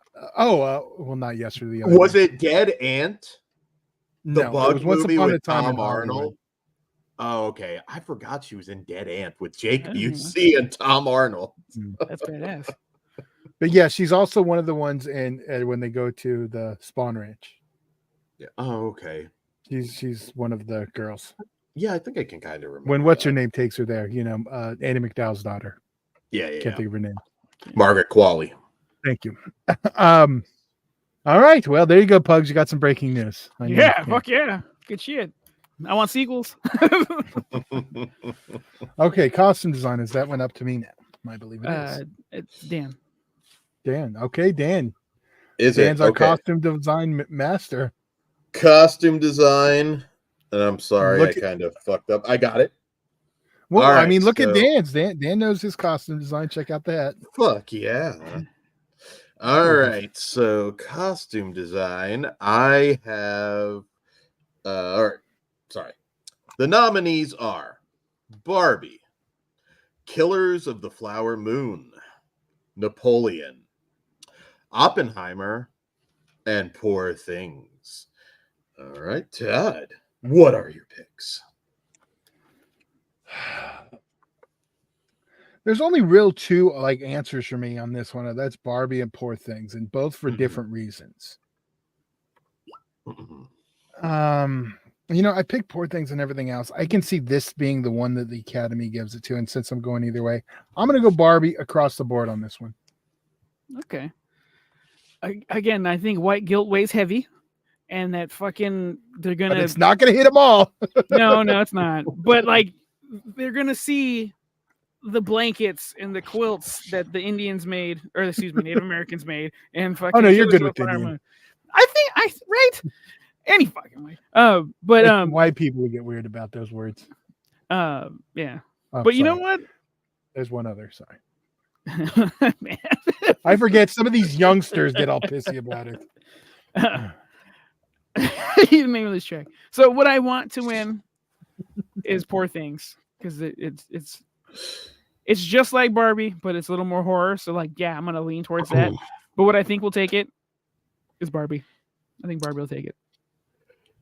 Yeah, you're pretty much dead on with me. I want Poor Things to win costume design. I thought everybody. I can still see it in my head, so that says something. I think Barbie will win it, and I don't have a big issue with that. I mean, the costume design was Willem stellar. Dafoe's purple furry fucking jacket. I'm like, I fucking want one so bad. That was so cool. You got to make one. Yeah, I could actually. All right. You got to see Poor Things, Ghost. Although I know you're not a big Your Ghost guy. So are we? Did we covered that one? Yes. Yes. Cinematography. Now that one's me. You picked it. Did I? Yeah, I thought you picked. I did. You went first. Yeah. Okay. So yes, now cinematography. You're confusing me now too. Sorry. Yeah, this is cinematography. We have El Conde, Killers of the Flower Moon, Maestro, Oppenheimer, Poor Things. Pugs, what do you think? Who do you got on cinematography? Well, as much as I would like El Conde to be considered, because that's fucking rad, who I want to win is Poor Things. Who I think will win is Oppenheimer. Good picks. I think El Conde, since this was the only nomination, pretty fucking cool that we got a vampire film in here. Black and white one. Yeah, about Pinochet, the dictator, and that's a unique movie. That one's also Netflix. Yeah, there's a lot on Netflix. If you look at the 2024 Oscar collection, there's quite a bit on there. Good to see. They can't make a good, entertaining, regular picture to save their life, but they got like 13 nominations. They'll put a bunch of fucking John Cena in a bunch of crap. And they're like, no, but we got these good movies too that no one watches but us weirdos. They just need to like, all right, John Cena, we're gonna put you in a couple art house films. I don't know. I saw he's got a new one this week too, another Amazon one. And I don't give a fuck about a one. People know I'm a wrestling guy, and they'll like ask me, "It's like, oh, did you see the new John Cena movie?" And I'm like, "Why would I do that?" Yeah. We can't see him to begin with. All right, so cinematography. I gotta go Poor Things again on this one. I really do. But prediction, I'm gonna say Oppenheimer. Then when they built the town, that's what got me. Like just shooting that.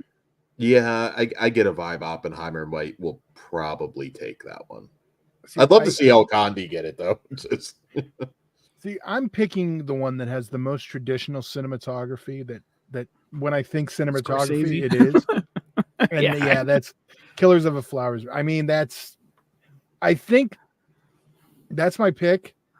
I can see that one or Oppenheimer. Those are the two I can see the Academy picking, but I'll just do across the board for me. I can see that is a Scorsese thing because he doesn't really care about performances. He likes his shots.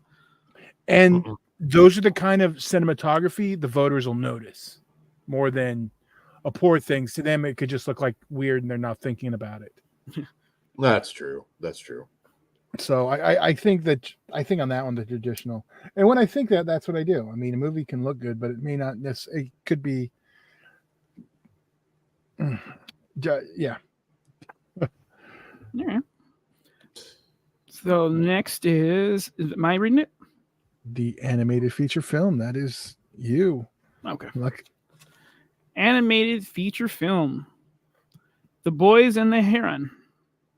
Elemental. Boy and the Heron. I think you were about to say. I like the Boys and the Heroin, the Heron. I feel like you were trying to say Boys in the Hood for some reason. Todd's got it on your mind, and you almost combined it. I didn't say anything about Boys in the Hood on this show. See, I was gonna make the joke about this is about young Dan stalking Feruza and just say heroin, but I decided not to. That's probably what you heard, Dan. But the nominees are The Boy and the Heron, Boys in the Hood, Elemental, Nimona, Robot Dreams, Spider-Man Across the Spider-Verse. They forgot to put part 1 on there. All right.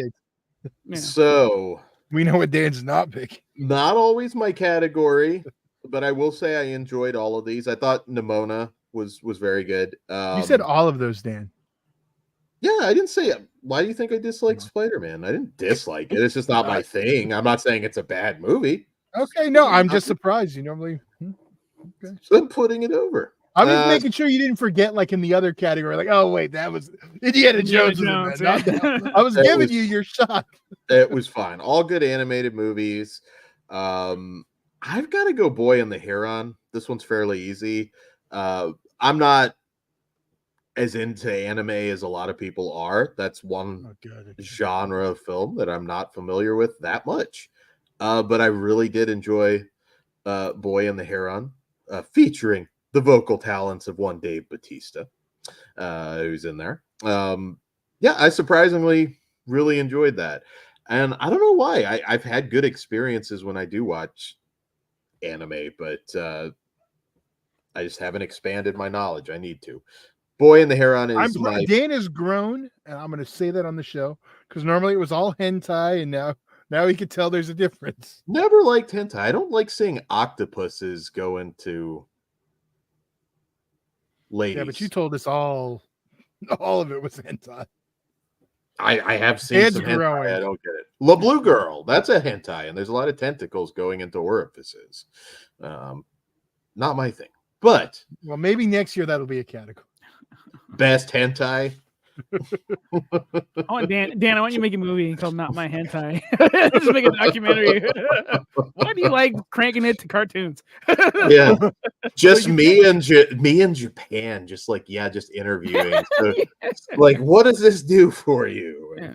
Just What like- was your Academy pick? the Boy and the Heron you were is across the my board. pick. Academy pick. Man, I have no fucking clue on this one. They might give something to Spider-Man, but I'm gonna go across the board on Boy and the Heron because Boy and the Heron I do think is a lot better than Spider-Man, but that's personal taste.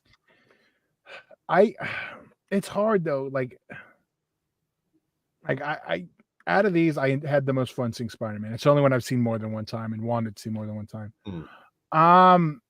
But it's also not a complete story, and that also bothers me. Not everything could be Empire Strikes Back, but whatever. I'm gonna pick it just because. And honestly, I have no idea on the Academy on this one.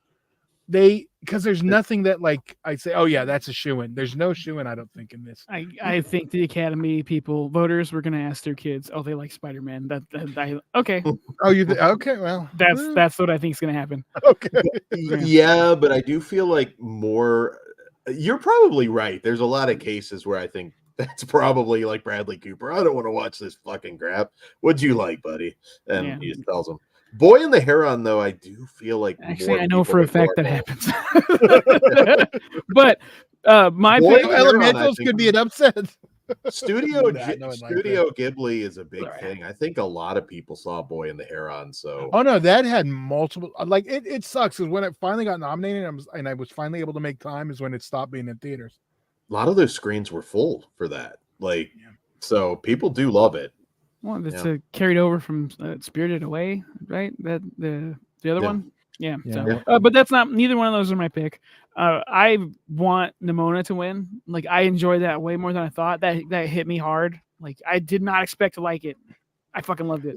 You know, I'm gonna call bullshit on you, Pugs. Knowing one of the voice talents in there, I think you were gonna like that. Either way. I wasn't paying attention until after. I was like, hey, hit girl. Was it? But I think Spider-Man will take it home. I think Spider-Man's kind of weak, honestly. I didn't care for the first one that much. Like it just seems overbloated, and it's weird because the Spot is one of my favorite. He's not a villain. He's more of an anti-hero or anti-villain, or he does bad shit just because.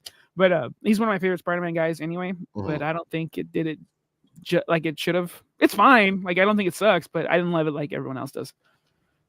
Nimona. Well, I don't live in a comic book world, so I just go off what I'm seeing. So I don't have any context. Your mind is fogged from all of the Barbarella, Sydney Sweeney talk in the chat. I know it was Pugs watching that Saturday Night Live. I was like, I'll let him finish before I hit play.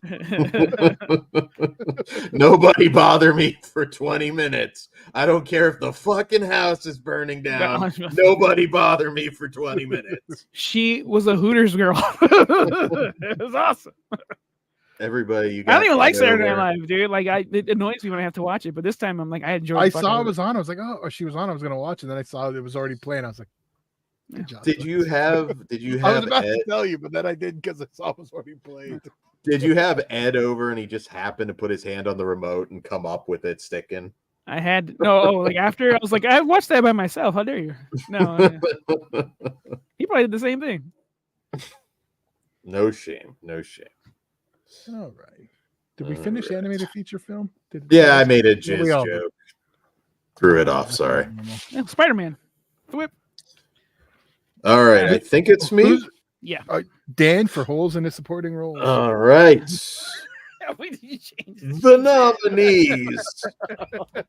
nominees for Best Supporting Actress are Will I get canceled for that? yes, Emily Blunt for Oppenheimer, Danielle Brooks for The Color Purple, America Ferrera for Barbie, Jodie Foster for Naiad, and Divine Joy Randolph for The Holdovers. What say you, gentlemen? Todd. Oh, and we will talk more snubs later because there's like some that don't fit. So Yeah. I really like Jodie Foster and Naiad. I think that's my pick.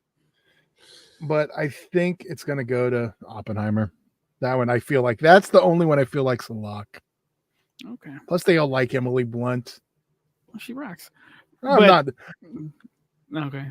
For Good. me, it's across the board, and it'll be a crime when she doesn't win. 'Cause it's Divine. Like that. She when she has her little breakdown at the Christmas party, I felt so fucking bad for this lady. So I think she acted her fucking ass off, and I really hope Divine gets it for The Holdovers. Dan? that was your prediction to win too. Yes. Okay, so my pick for this, everybody was good. This is a weird one because I think a few of these are not really standout. They're good.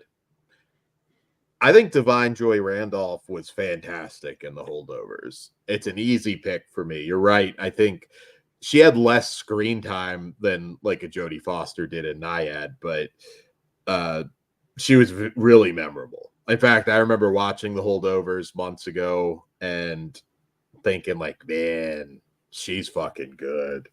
So that's a really enthusiastic pick for me. I think you're right. They love Emily Blunt, so I think she's going to get the win for Oppenheimer. And again, she's very good in that. Just, I don't know if she stood out. And I love Oppenheimer. Great movie. Just nobody really like blew me away except Divine in this category. So Florence That's Pugh's my- not nominated, so that's bullshit. that's true. Those titties are nominated in your heart, though. They're That's the important life achieving. yes. So, yeah, but I think Emily's going to win it, but Divine is my pick. all right. All right. Todd. Actress in a leading role. All right. Hole in a Ma- leading role. Hole. Top holes. Okay. Go, Todd. Oh, sorry. Of the 21 holes, actress in a leading. I had to do math, motherfucker. Where are you? Oh, okay. Annette Bening, Naiad. Lil Gladstone, Killers of the Flower Moon. Sandra Hüller, Anatomy of a Fall. Carrie Mulligan, Maestro. Emma Stone's Poor Things. All right, Pugs, what do you got? Well, I saw Poor Things last, but up until then, Anatomy of a Fall, Sandra Hüller had it, but Emma Stone swept that shit away for me. Like, it's Emma Stone for across the board. Okay, so this is a tough category. And in fact, I have no clue. I think This is Lily like the only one that feels easy. I thought this one was going to be the easiest one for you. No, actually, see, supporting actress as a whole, like, I thought everybody was good, one fantastic. I thought everybody was pretty fantastic in Best Actress. And I really don't know who's even going to win this. If I had to guess, I would go with Lily Gladstone gets the win in this category. My pick, though, has to be Emma Stone for Poor Things. That would be my personal pick. Not an easy role to play. There's a lot of shocking shit that she has to do. She has The to do progression comedy. she goes through too, like when she starts off like just as a newborn until we get where we land. Fucking awesome. Yeah. What's her word for sex again? Can't remember what her expression I can't was. remember. Oh, Fuck, it's so funny. I left. This has my favorite line of the entire year. I'm going to punch this baby. No. What a pretty. I lost my fucking shit. I'm like, oh yeah, that's every woman that I feel attracted to. She had to do comedy. She had to do, some shocking sexual stuff. She really does deserve it. I also have to put over, though, Carey Mulligan. She's always great. She was really good in Maestro, as you would expect. She's probably got more Oscars in her future, but and yeah, Sandra Huller too. We haven't talked about Anatomy of a Fall yet. Well, we haven't got the best picture. We will. We did. I bitched about the music earlier. That's We'll talk about it. But yeah, if I can light it up right now if you want. Emma Stone's my pick. Lily Gladstone's my prediction. I feel like this is an easy across the board one. I don't even think the Academy can not see that for Emma Stone. This is the one. If she doesn't win, it's white guilt, because that's specifically an Indian woman up for an Oscar.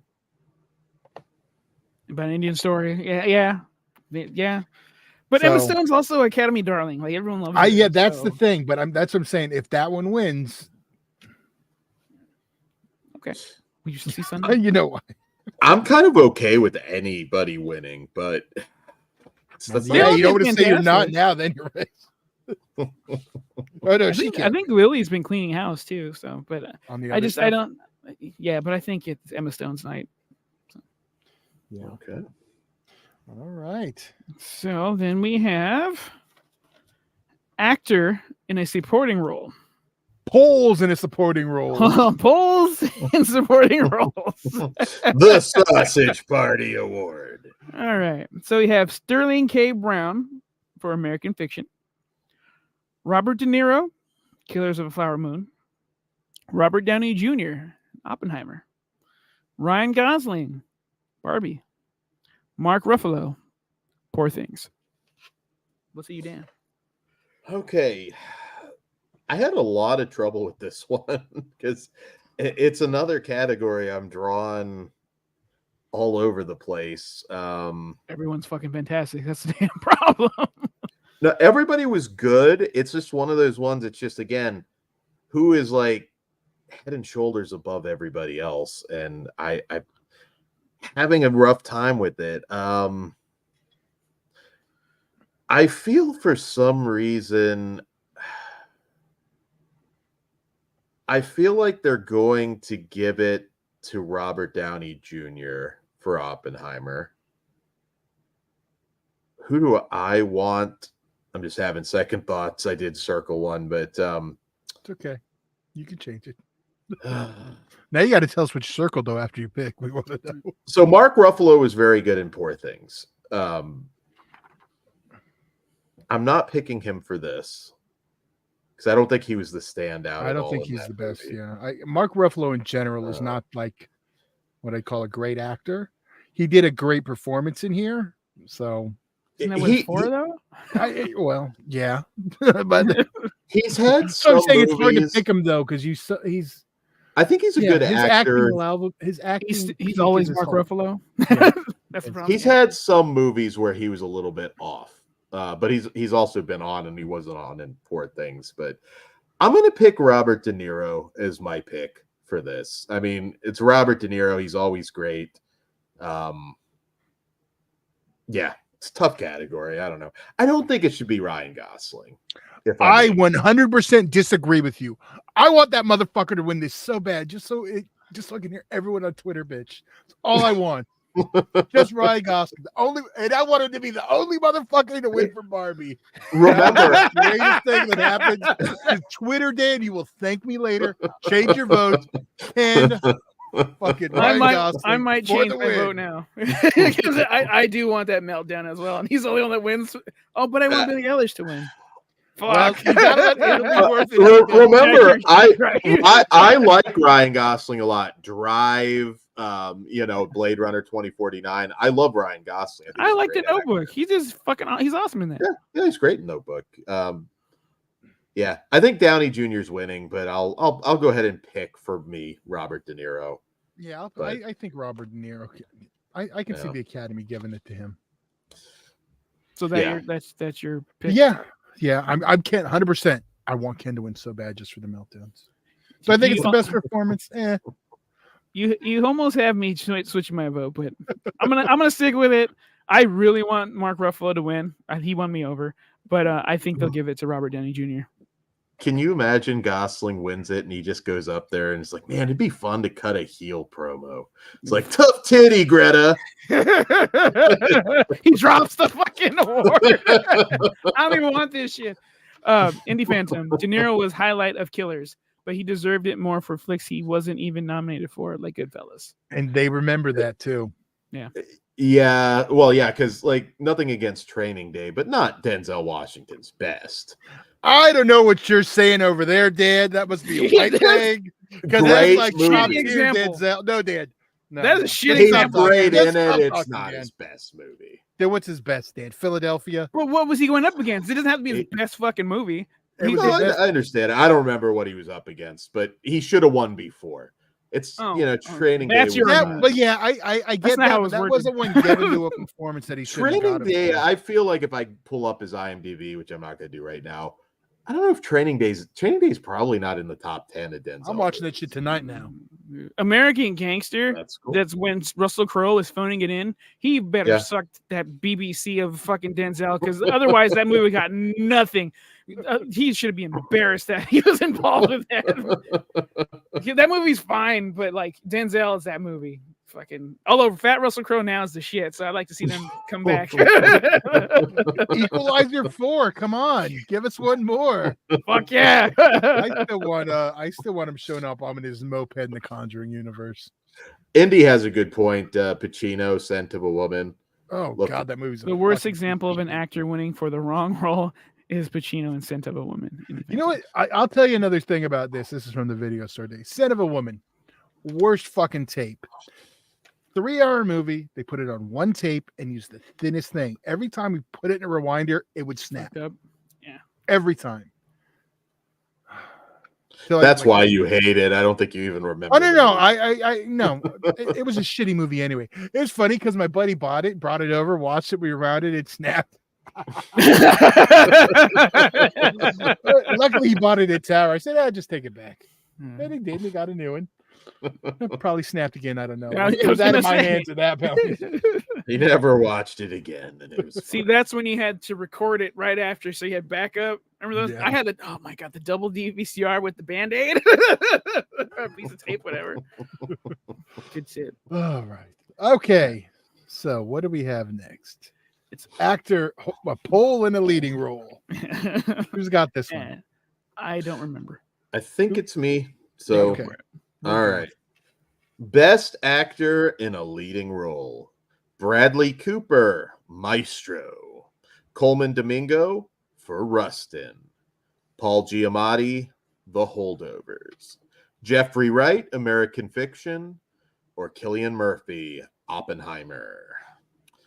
All right, Todd. This is a tough category.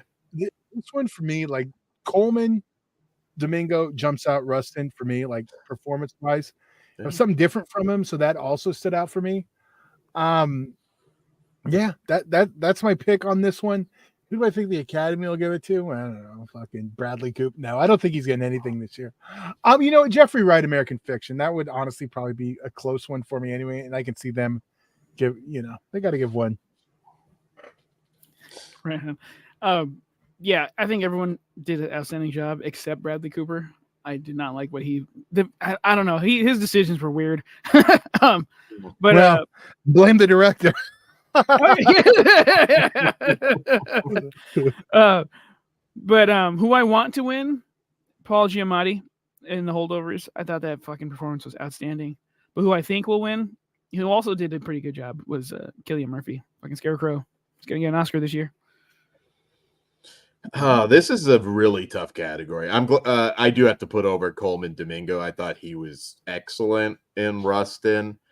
I think he's one of those guys that has to have an Oscar in his future. Paul Giamatti is fucking due. And not only is he due, it's tough, but I do think he was also just by that much the best in terms of acting. So my pick is Paul Giamatti. As far as who's going to win this one, I'm not going to, I'll be honest, like,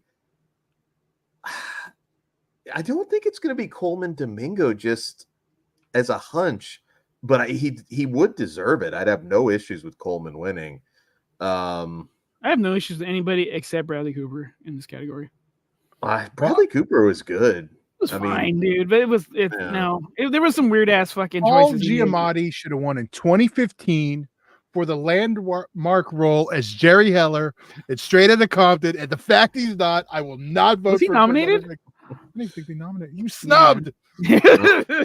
I tell you, never forget.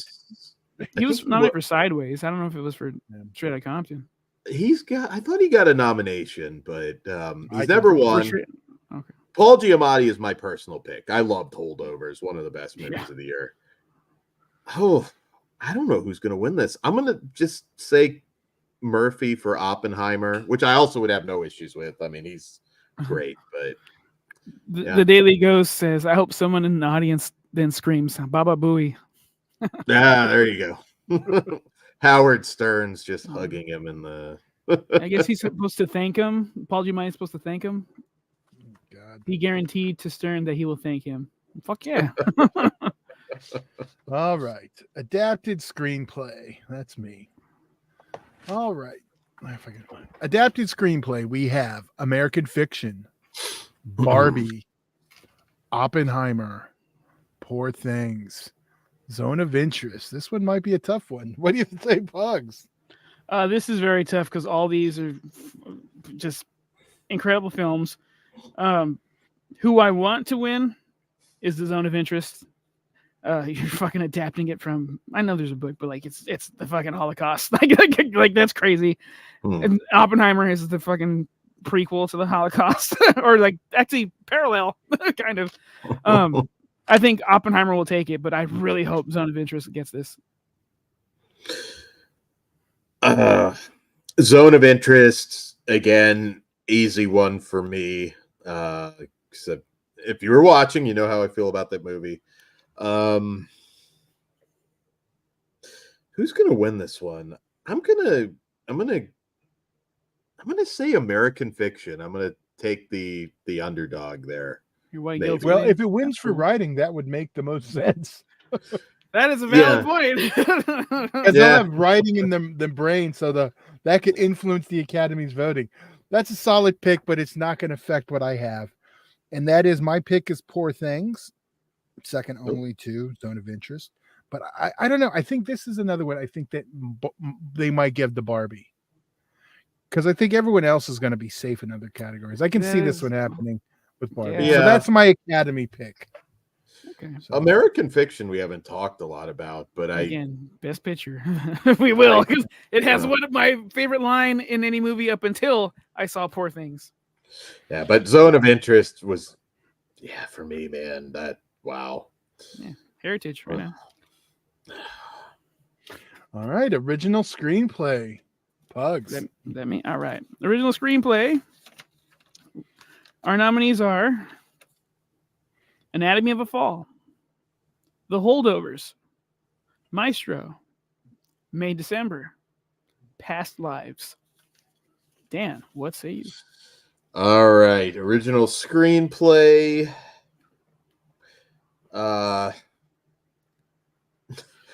May December is so inspired. I mean, just exists because of Mary Kay Letourneau, so I feel like a lot of that was already out there for it. I did enjoy the movie. Julianne Moore is fucking fantastic. Another one you can watch on Netflix. Past Lives, really good movie. I fucking loved it. Anatomy of a Fall, we will talk about in a bit, but my pick for this one is The Holdovers. And you know what? Fuck it. I'm going across the board for The Holdovers on screenplay. Nice. This one might be the hardest one for me. I didn't even write one down because I was like, I don't know yet. Like jumping out is May December. I did really like that. Holdovers. Everything on this list was good except Maestro. Fuck that movie. It is the weakest one. Yeah, it shouldn't. Honestly, I don't know why it's nominated. I didn't see anything that would stand out about it really, other than about who it was about. That's the only reason. Yeah. All right. So on that note, I am not going to pick that. Obviously, I'm going to pick May December, and I'm going to pick the Holdovers for the Academy to win because I feel like that's when they'll give at least something to. And it seems like sometimes screenplays where they go off. For me, that is true. Yeah, I fucking love Past Lives, and we'll be talking about that more in Good one too. yes, so good in Best Picture. But across the board for me, The Holdovers. I fucking love that movie. Yeah. All right. Getting close. Bad. So next is directing. Oh wait, we did that already. Yeah, I know. Okay. Yeah. I had that one on there twice for some reason. Okay. Go figure. Yeah. And then who's up? Who went last? I think it was me, So then Dan would be up. but I think Okay. it was me. I don't remember. Yeah. Dan, Okay, you're up. I'm not sure. All right, directing. Sorry, trying to find it in my notes because I lost my place. All right, I got it. So for directing, we have for Zone of Interest, Jonathan Glazer. For Anatomy of a Fall, Justin Triet. For Oppenheimer, Christopher Nolan. And for Killers of the Flower Moon, Martin Scorsese. What about Poor Things? Oh, I'm sorry. And Yorgos Lanthimos for Poor Things. Sorry. Todd? I'm Tough one. Oh. We've had some Best Director wins lately, too, where it doesn't end up being Best Picture. Yeah, I see Scorsese because he's won it so many. How many times has he won? I couldn't tell you. I don't think he's won it as I was much gonna as say you think. He's been nominated. Yeah. But I don't. You know what? I think Oppenheimer. My pick is Poor Things. You know what? Zone of Interest. God damn it! This is. You know, I'm going to use Zone of Interest, and I think they're going to pick Killers of a Flower Moon. Wow. Of the Flower Moon. Jesus. Right on. I want Poor Things to win, like really, really bad. But I think Nolan's going to get this. And I can't hate on that. He gave us some of the best Batman stories put to screen. So those are my picks. So my pick is Jonathan Glazer for Zone of Interest, my personal pick. Who I think will win. I think it's going to be Christopher Nolan for Oppenheimer. I think That he's big getting baby it. is pacifier. Well, he's not going to get his pacifier unless he wins Best Picture too. It's going to want both. Scorsese only won once. That's okay. So he didn't win for The Departed. Okay. Yeah. I See, know that he was the won one, for that was his prize award. That was the one. Yeah, because I thought he got it twice though. But all right, not interesting. So maybe he's due again. That movie is badass, though. my problem with that movie is when I watch it, I felt like I'm watching a bunch of kids playing dress up because, like, I didn't believe DiCaprio at that time being on. I was like watching kids have. Oh, let's do a show, and here we go. And then that fucking rat. What the fuck? Worst last shot of a picture ever. That alone shouldn't have won. Oh, did I pick? What are we doing now? Directing. Waiting on you. Directing. Oh, did I? Yeah, I already picked. Yeah, maybe you didn't pick. I did pick. Same Okay. again, though. So, Oh, okay. My pick was Poor Things, and I think the Academy will pick Killers of a Flower Moon. all right. Okay. And then I went already, right? Yes. Oh, well, Next okay. category. Cool. And Todd, or this is the main one, isn't it? Yeah. All Well, right. are we doing the other one first? Oh, What? the Fatty Arbuckle. Oh. I'm pretty sure it's across the board. We know who won, and Yeah, there's nobody no just, chance. There's no chance in hell that someone else can get this award. Am I wrong? You would be 100% correct. Okay. I wish we so had something. Yeah. Do you have the Something mask? fantastic to present. There we go. That was our So I don't know. That's my pick. What's your pick, Dan? You have a Fatty can we Arbuckle? give Vince McMahon the shithead award? I No, guess no, he's he gets- produced. We can give Janelle the shithead award, but Fatty Arbuckle, that's Vince McMahon's. He has been a producer technically on movies, so yeah, I don't know. I can't All of think wrestling is fucking- produced, sir. Is there a well, yes, but we're not getting WrestleMania nominated for Best Picture, so it's a Has weird Bill one. Cosby But ever been nominated for a best performance in a movie? Meteor Leonard Part 6. Ghost Dad was snubbed. I'll sit direct. Yeah, my bad. I'm trying Okay, to Dan. think- You in pick- entertainment. Who are you he voting makes for? sense. In entertainment, I guess Vince makes sense. We don't have like a Kevin Spacey or a Harvey Weinstein this year that I can think of that's new and fresh and had like a ginormous scandal. You know what I mean? Like Andy Phantom says De Niro actually got Me Too'd this year. I don't know. He didn't care if it did. didn't happen. I feel like For what? that's still like in progress though. Yeah, they'll wait till after award seasons to finish. Yeah, we'll go Vince McMahon. We were going Vince McMahon. Yeah, it Like, wasn't- it two wasn't- of us. yeah. Yeah, it wasn't debatable, sir. Oh, I thought we were having a debate. That's Did fine. you not see? We make movies, All right. and now come on. You saw Beyond the Mat. There we go. Beyond the Mat alone gets him Did in. Army Hammer take a win in this category? No, he was up against some heavy hitters. Those were He thought ate crimes. women, or he wanted to eat women. He tied a bitch up and maybe left a bruise, but all the Yeah. eating stuff was like just talking. Like, It was role play. It was. I think yeah. he ate a girl. I think. Yeah, I'm like, sure he did, but maybe not the way you're talking about. I mean, All who has right. not like talk to their old lady? Let's go kidnap that bitch over there. I mean, is that not normal? Yeah, no, it's not Todd. You I should say tell way him. worse, so I can't. I do- know. I was just All watching. right, the Mm. main event.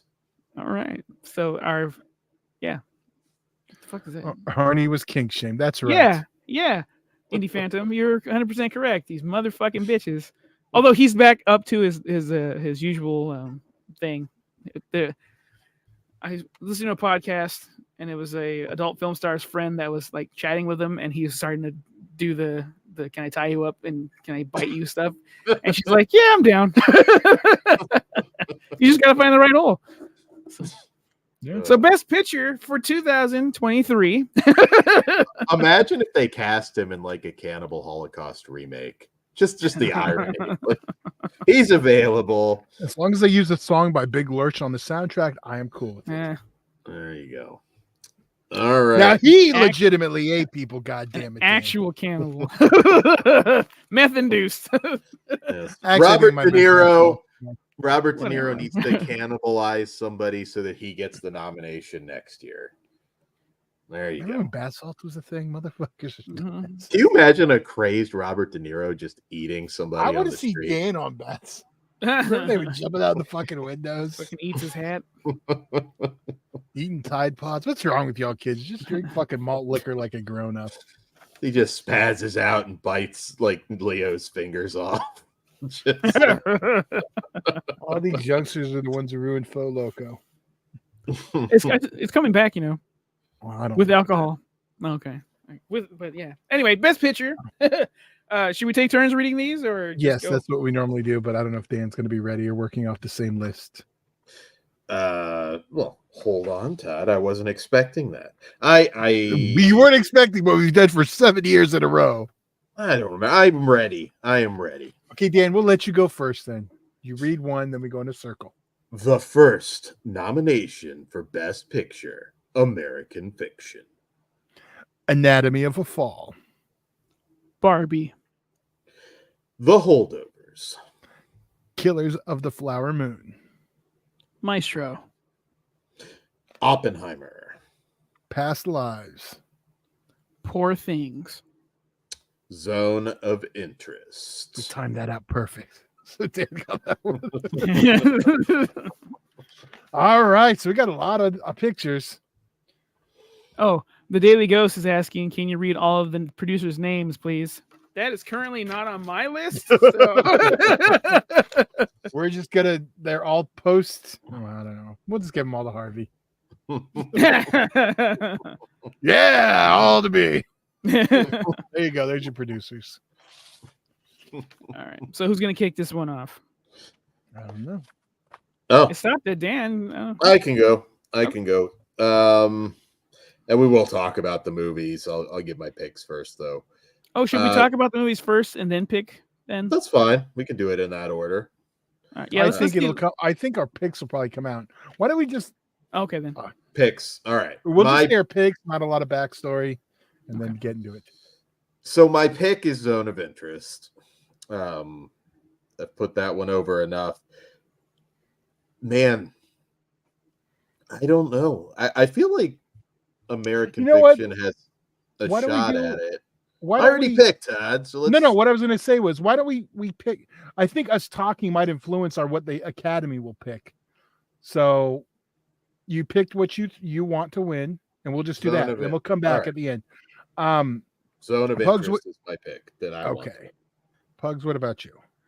I really, really hope, and I really, really want the Holdovers to win.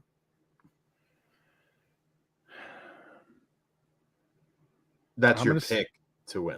Okay. Yeah, I'm gonna. That's what I want to win. Yeah. Poor Things is what I'm gonna pick from my pick that I want to win. All right, now let's talk about the pictures and kind of figure out what we think the Academy is gonna vote for. All right. So what picture you want to talk about first? Well, let's start in American Fiction since yeah. So this one had my favorite line up until Poor Things, which is when the N-word is on the chalkboard and some fucking lame-ass woke bitch, I have a problem with that word. And Jeffrey Wright, who is a person of color, is like, I got over it. I think you can. I'm like, this movie is fucking awesome already. Whatever journey we take, I am with this guy.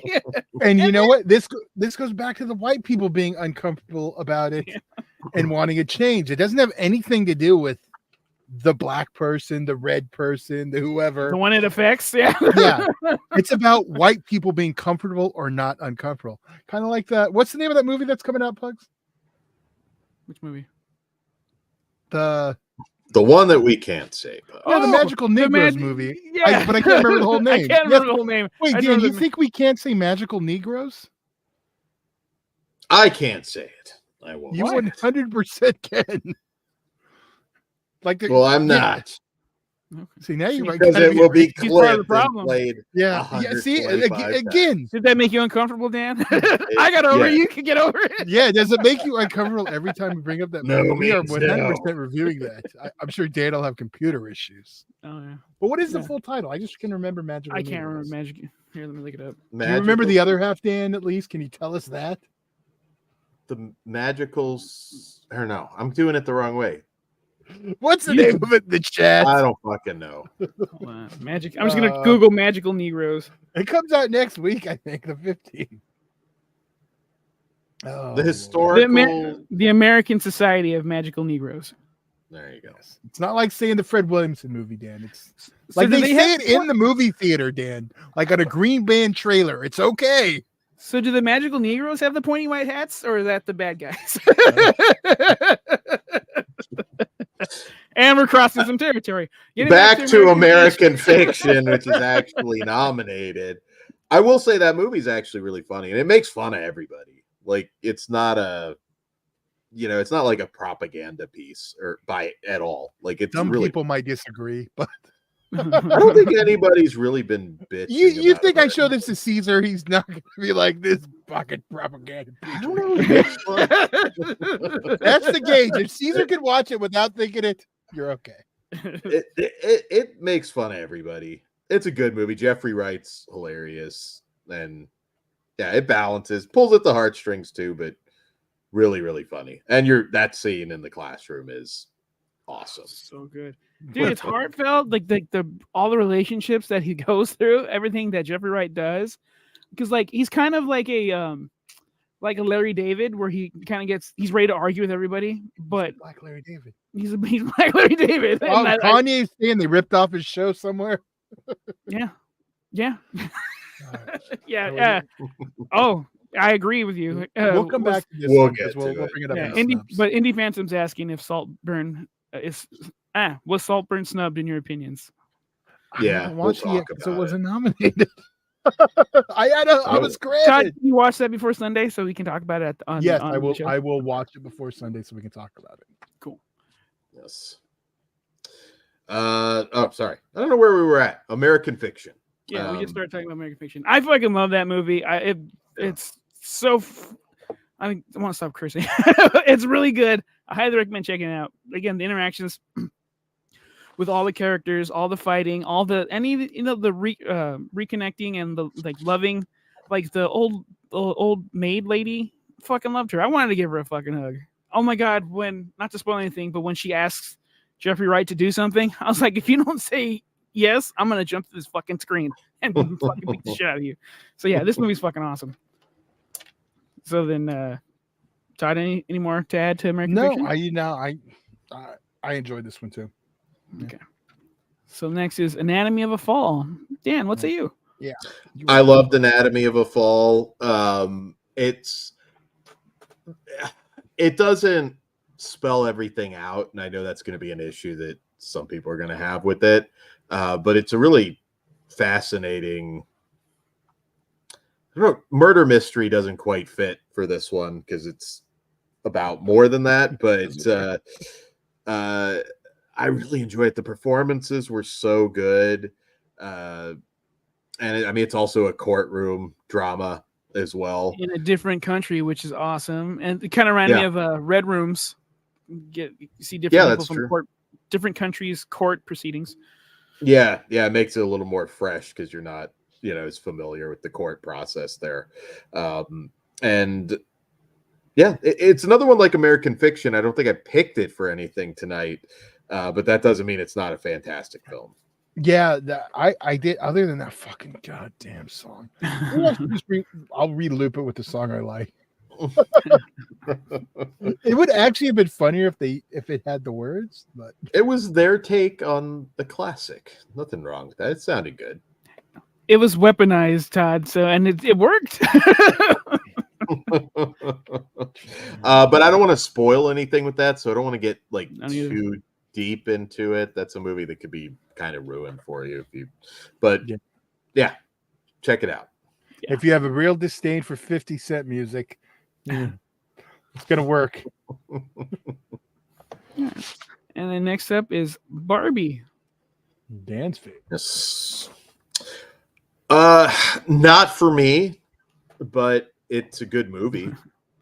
Well written. It's just not for me.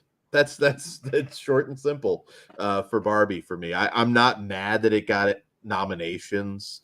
It's not one that connects like a music. Like there's certain musicals I'll watch it and I'm like, that's a great movie. It just doesn't connect with me. The music just doesn't connect with me, and the humor, the story, Barbie just doesn't connect with me. But hey, not saying it doesn't deserve it, but it's at the bottom of that list. It's definitely got the best supporting actor of it. I know it's big in the feet community. Shout out, guys. It is. But for me, I think Barbie over-delivered. I expected it to be a more straightforward, it's just like Barbie story. This is her journey.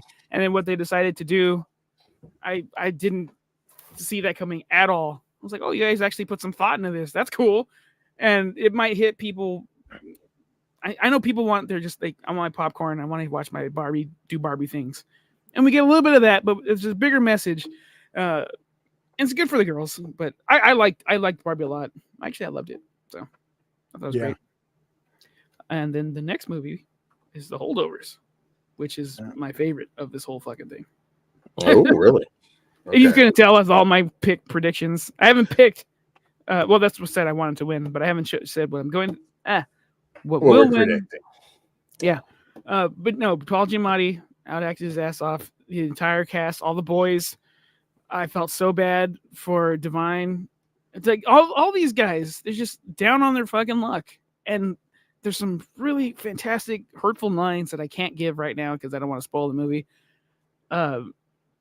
yeah, it's streaming now on Peacock. So if you have Peacock, please press play. It's you will enjoy yourself. It is a wonderful time. It's so good. Yeah, it hits you pretty much every emotional beat. It hits at some point in that film. Coming of age stuff. I mean, this is as good as it gets for a coming of age film. Yeah, I really like this one, yet I didn't pick it really for anything. It's just one of those that I really enjoyed it. I don't know why I didn't pick it. Did you like Sideways also? It's the same hate filmmakers. Oh, okay. Same group, same team. So, but yeah, this one worked. You don't have to like. I enjoyed Sideways, Owen Wilson's but you don't very- have to. I can only take Owen Wilson in so many like small doses. That's too much Owen Wilson for me. Sideways? Yeah. He's in Sideways? It's Which one the Sideways, thinking the, of? the wine movie. It's the Paul I know. Giamatti I thought it and was Thomas Hayden Church. Thomas Hayden That's Church. what I'm thinking. Okay, well then maybe. All right. Fuck I'm thinking of something Wings. else. No. Fucking piece of shit. No, I have with Wings. I do remember. You know what? Maybe I didn't hate that one. It's But I worth did- revisiting if you can't remember, because just get I a know burger and you. have some wine. I know you. I know you well enough. I don't feel like Sideways would connect, but this one, it doesn't matter. 40s instead of wines, maybe. Don't go beef into bar, maybe. holdovers thinking like I didn't like Sideways. It's totally different. It is. Yeah. I think it's way better than Sideways. But then we have Killers of the Flower Moon. What do you guys think of that? I really like it, but I think my red made me. I enjoyed it. I thought it was a fantastic movie. It is very, very long, It is long. and it's justified, but it is very, very long. I miss the days when we got our 2-hour 2:15 theatrical cut, and you save this for the expanded edition a little down the line instead of just because I would like to see a 2-hour cut of this movie. I feel like you could have shaved a little bit. I mean, Well, see, that's the thing, though. I don't want to say that because I think everything in there is good, but I prefer, like there should be a shorter version. I might be the asshole here, but I do think I like the movie. I think it's awesome. I do think it's a little overhyped. ooh. You have Scorsese. I get it. There's a lot of It's a little overhyped, but like, don't get me wrong, it's a fantastic film. But go, because I saw this movie late. I waited to watch it at home, and so I was like, this is gonna blow me away. I wasn't blown away. I was very entertained, but not blown away. I'll throw out a minor criticism of it. As far as acting choices go, and I love Leonardo DiCaprio and a lot of recent stuff. It's a little bit like you said, acting decisions. There's a couple odd quirks there that didn't quite land for me. I can see why he didn't get the nomination for this particular role. Lily Gladstone, though, is stellar. I mean, she's amazing in this one. I don't know. See, like with historical stuff, is Gettysburg a long movie?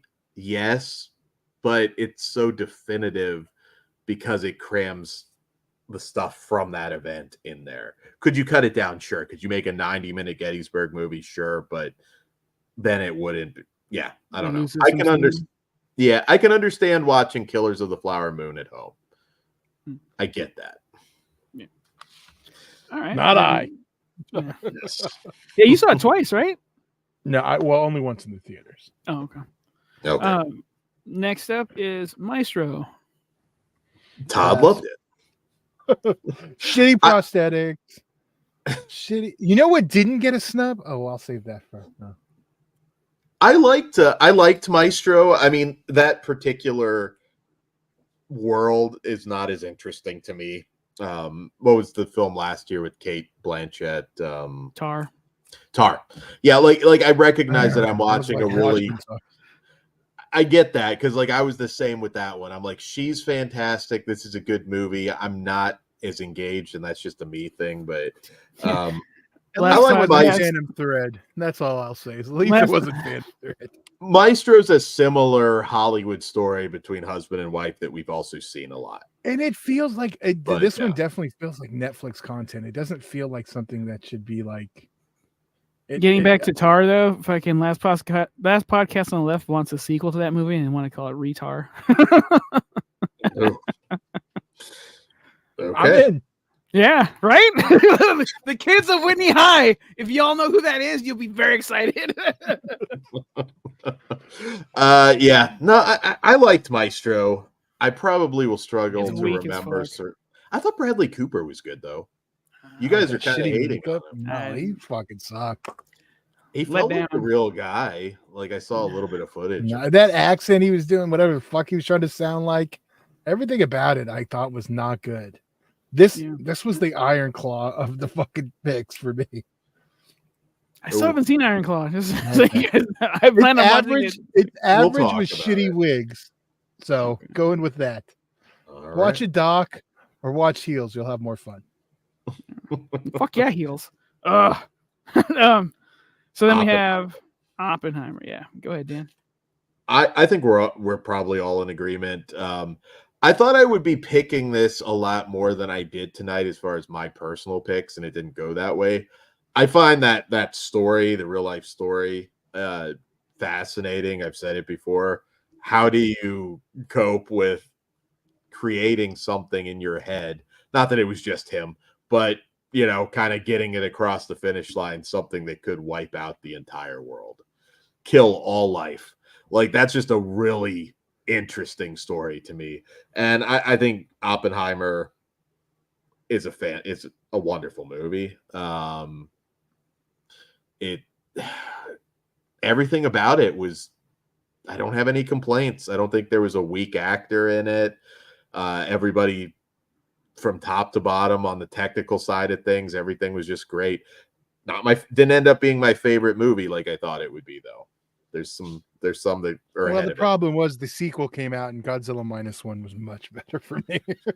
That's my problem.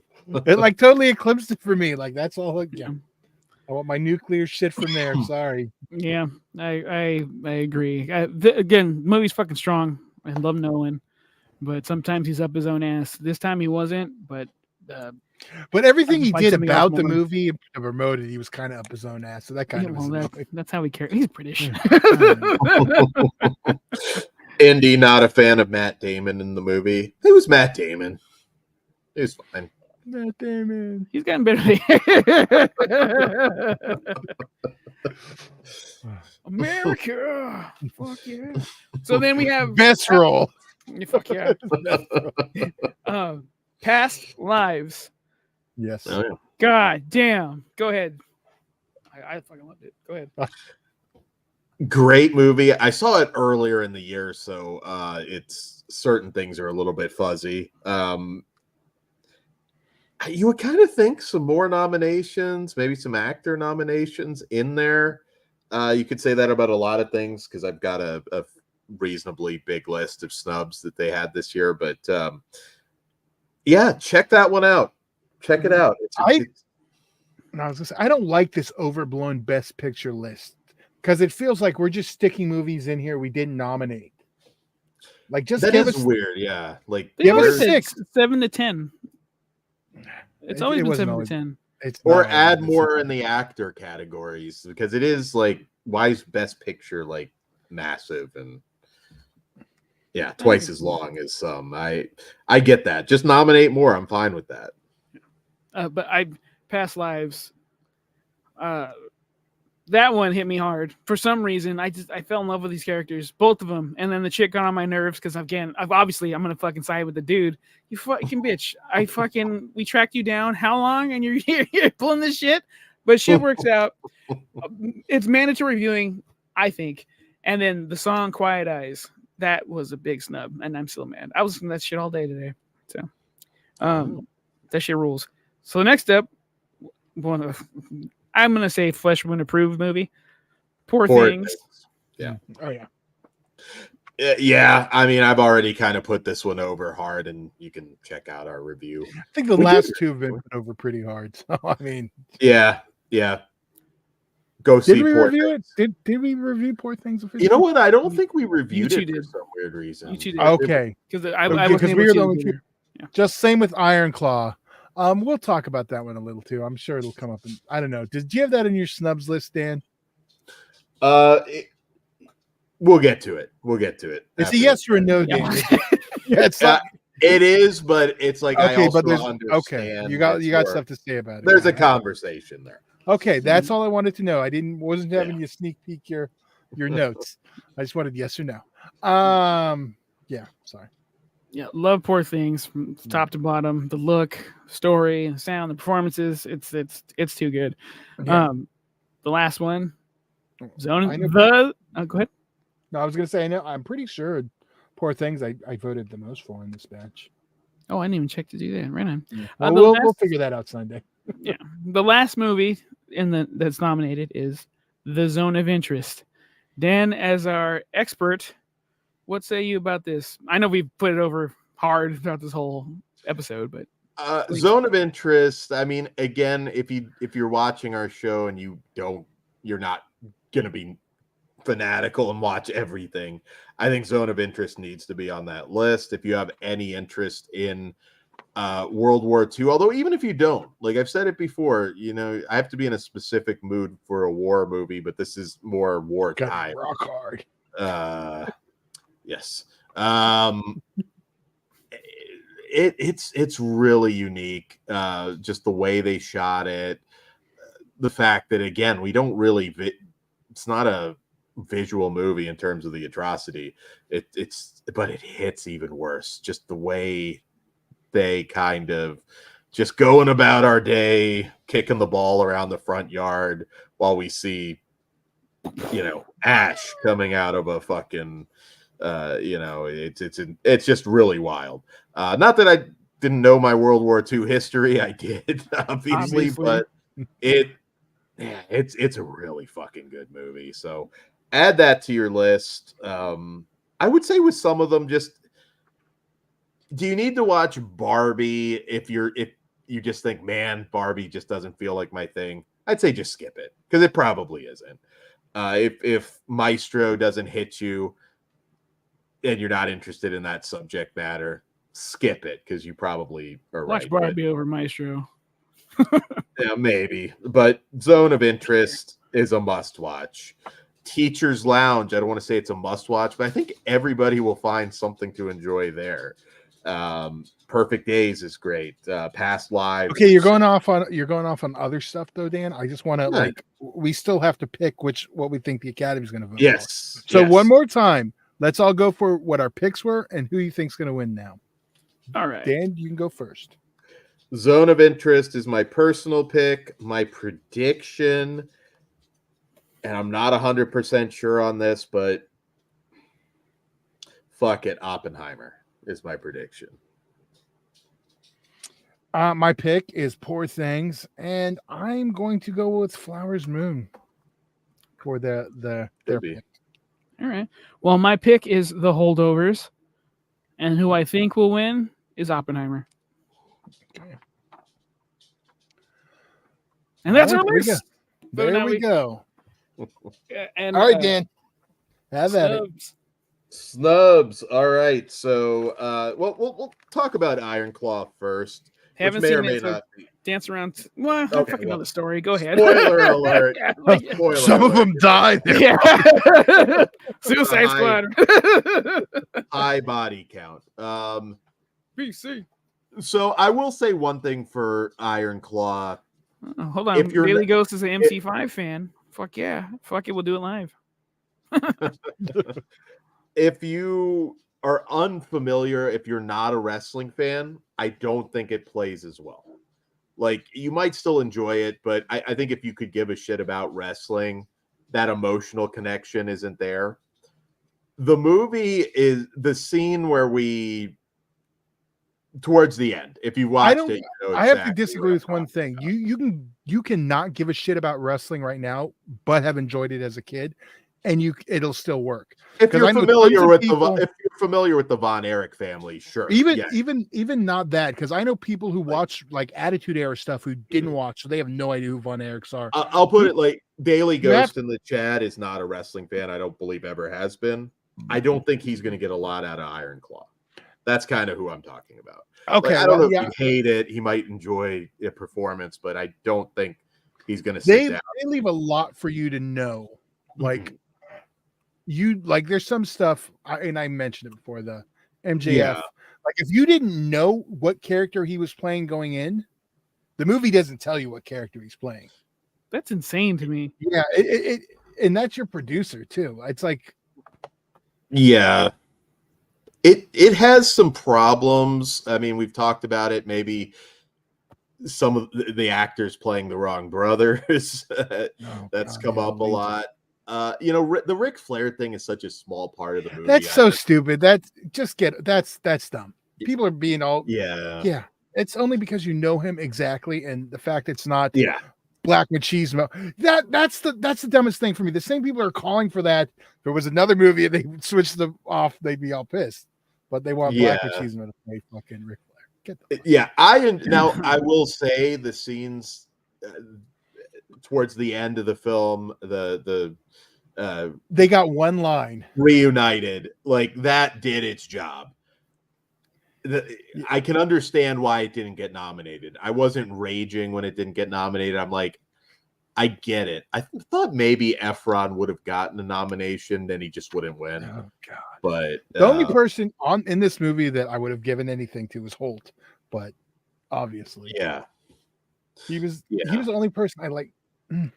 Watch it, Pugs. It's a lot more Tupac All Eyes on Me movie than it is fucking Straight Outta Compton. Okay. Which to me is just like a paint by the numbers, dress up. We're going to show you some stuff you already know and hope you're happy. The fact that this is an A24 film is fucking gross. Holt was very good as Fritz von Erich. I thought he was great. It's fucking gross. I know they change a few little things, and that's fine. I mean, you get. I get that for storytelling. That's not even my issues because Straight Outta Compton has those, and I let those slide. But bad wigs, fucking bad casting. This thing has a lot more problems than it has, and that's not just me being a little too picky as a wrestling fan. It isn't. I'm confused on this movie. I'm confused with people that love it. I don't get it. I don't see it. I enjoyed it overall, but yeah, it's not a Best Picture nomination, so it's not a snub. But I thought talk about it since we Watch Heels better. There you go. There you go. And Come better on, drama. stars. Come on, stars. Give us No, one we gotta more. Come on, someone else. I don't know. Oh wait, don't. I don't know that you guys saw some of these. You may or may not have. So I'm just going to gloss over them somewhat fast. Memory with Jessica Chastain and Peter Sarsgaard. Very good movie. I was a little surprised Jessica didn't get nominated, but just wasn't her year. One that you did see, The Killer, David Fincher. Thought maybe he might get a director's nomination. Really good movie. Not necessarily a shock. I mean, I guess again, it depends what you're into. I was a little surprised. Air and Blackberry, good movies, not ones I would have personally have picked, but I was a little surprised to see them get nothing. Air, fucking the Nike movie. Yeah, Jordan. Yeah. A lot of people loved it. So it was entertaining. People are shoe collectors. Yeah, there was entertaining. Well, I'm not a shoe collector. I enjoyed but it. You like Jordan, right? I know. I'm a fucking Laker guy. But okay, well, you like Jordan. Basketball. Well, really? Wow. Yeah. I'm a Jordan guy. I'm a Rodman I stopped guy watching basketball when Shaq left. I was like, I'm done. I don't give a fuck about these new people. No more Shaq and Kobe. I'm over it. I'll still watch it once in a while. A big snub for me is Dream Scenario. Nothing. Yes. And that is bullshit because you're going strange with Poor Things. How the fuck is Dream Scenario not in there for something? I thought that was one that made me angry. I don't know about you guys. And well, Pugs, I'll let you take this one, but Saltburn. If you're not going to nominate it for Best Picture, how the fuck did Barry Keoghan not get a Best Actor nom for this? Cinematography and editing also, I think, are that's a crime. And I'm not going to spoil anything because Todd's going to watch it tomorrow, hopefully. And yeah, I do think that's a snub. Keegan for sure, for fucking sure. Yeah, you know what? Fucking Bradley Cooper, that piece of shit. Fucking kick his ass out. Put Barry in there.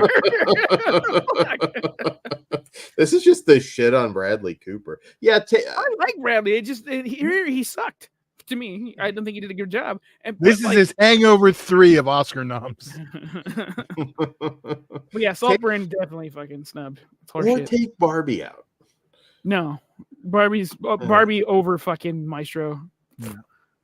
Yeah, I don't know. Saltburn was a major snub. To get nothing caught me off guard. Well, it's also weird, but the uncomfortable weird that people are uncomfortable, Which with is also problematic with Dream Scenario too.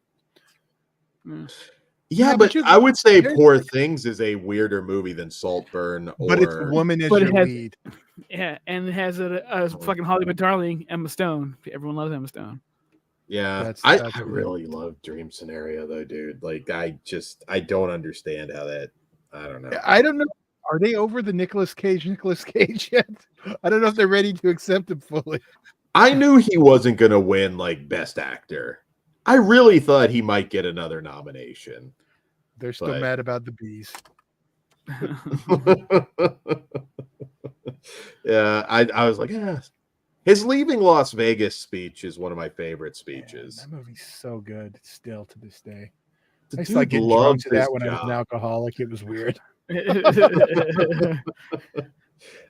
That's You're like, weird. I know, man. I know.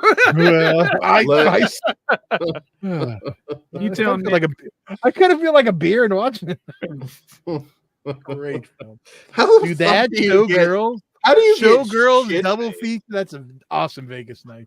Did you watch the new Vice, the Sex Before the Internet? It's about showgirls. The new episode. I haven't. Okay. Well, now I got to catch up on those. God, that's like shooting up and watching Philadelphia. Like, goddamn, it just doesn't wait. If you're gonna do it, Suge Knight. Oh wait. Or are you sure you mean Philadelphia? I can't go the other direction on that, but yes, I think that'd be like shooting up and watching Dirty Needles, Into the Void, or fucking Ass to Ass. I can't remember the movie name. Requiem for a Dream. How do you not? How the fuck do you go with what the fuck did you just say? I want the Ass to Ass guy to do a convention appearance because I will get a photo op with him. Are you going to be bent over Ass to Ass? You know what? I'm not pulling my shorts down. What podcast are you going to be who's going to be the other ass when you pick Dan? Well, the fucking Ass to Ass guy in Requiem for a Dream. No, but the Ass to Ass guy tells you to do Ass to Ass. So it has to be you and someone else doing it. From your community. You're allowed to pick cool dude. I would cool. If you don't pick, cool dude. There we go. What podcasters that listen to this show comment if you wish to go Ass to Ass with the hat? and comment in the video. And Ben, that's how he makes it weird. Okay, so since he didn't pick, his answer is cool duder. They had a cool duder ass to ass. Just rubbing bald heads on both sides. That's fucked up, Todd. How are you rubbing bald heads if you're ass to ass? No, kind of like the other side. Someone else is rubbing. How are you ass to ass? Doesn't make any fucking sense, Todd. You guys are shitheads, is what he's saying. Janelle. Oh, damn it, Indy. Ellen Bernstein was snubbed by her Razzies. Did the film get a? Oh my god, we haven't done it. Yeah, did we do that on Sunday? No, we did that on Sunday, didn't we? Yeah, we can. Yeah, let's do that. Well, if you want to take a look, I don't care. I'll look how long the list is. I wasn't expecting it to get nominated, but Bo is afraid. That's another long, weird one. I don't think. Yeah, I didn't. Once Ari Aster gets more of like when he decides he wants one and he starts making a little more serious movies, I guess. I think he'll get it. It's not anytime soon. Make this shit hard to find the goddamn nomination. Eileen, I'm surprised you didn't bring up Eileen with Thomas and Mackenzie. Yeah, I just wouldn't expect that to get. That story's way too dark. See, All Us Strangers was another one that I thought would get nominated for something, and that's kind of like it for snubs. I mean, there's a lot more, obviously, but those were just ones I remember. Some of those seeing specifically because I'm like, okay, that's definitely getting some kind of an Oscar. Yeah, but the standout for me was Saltburn.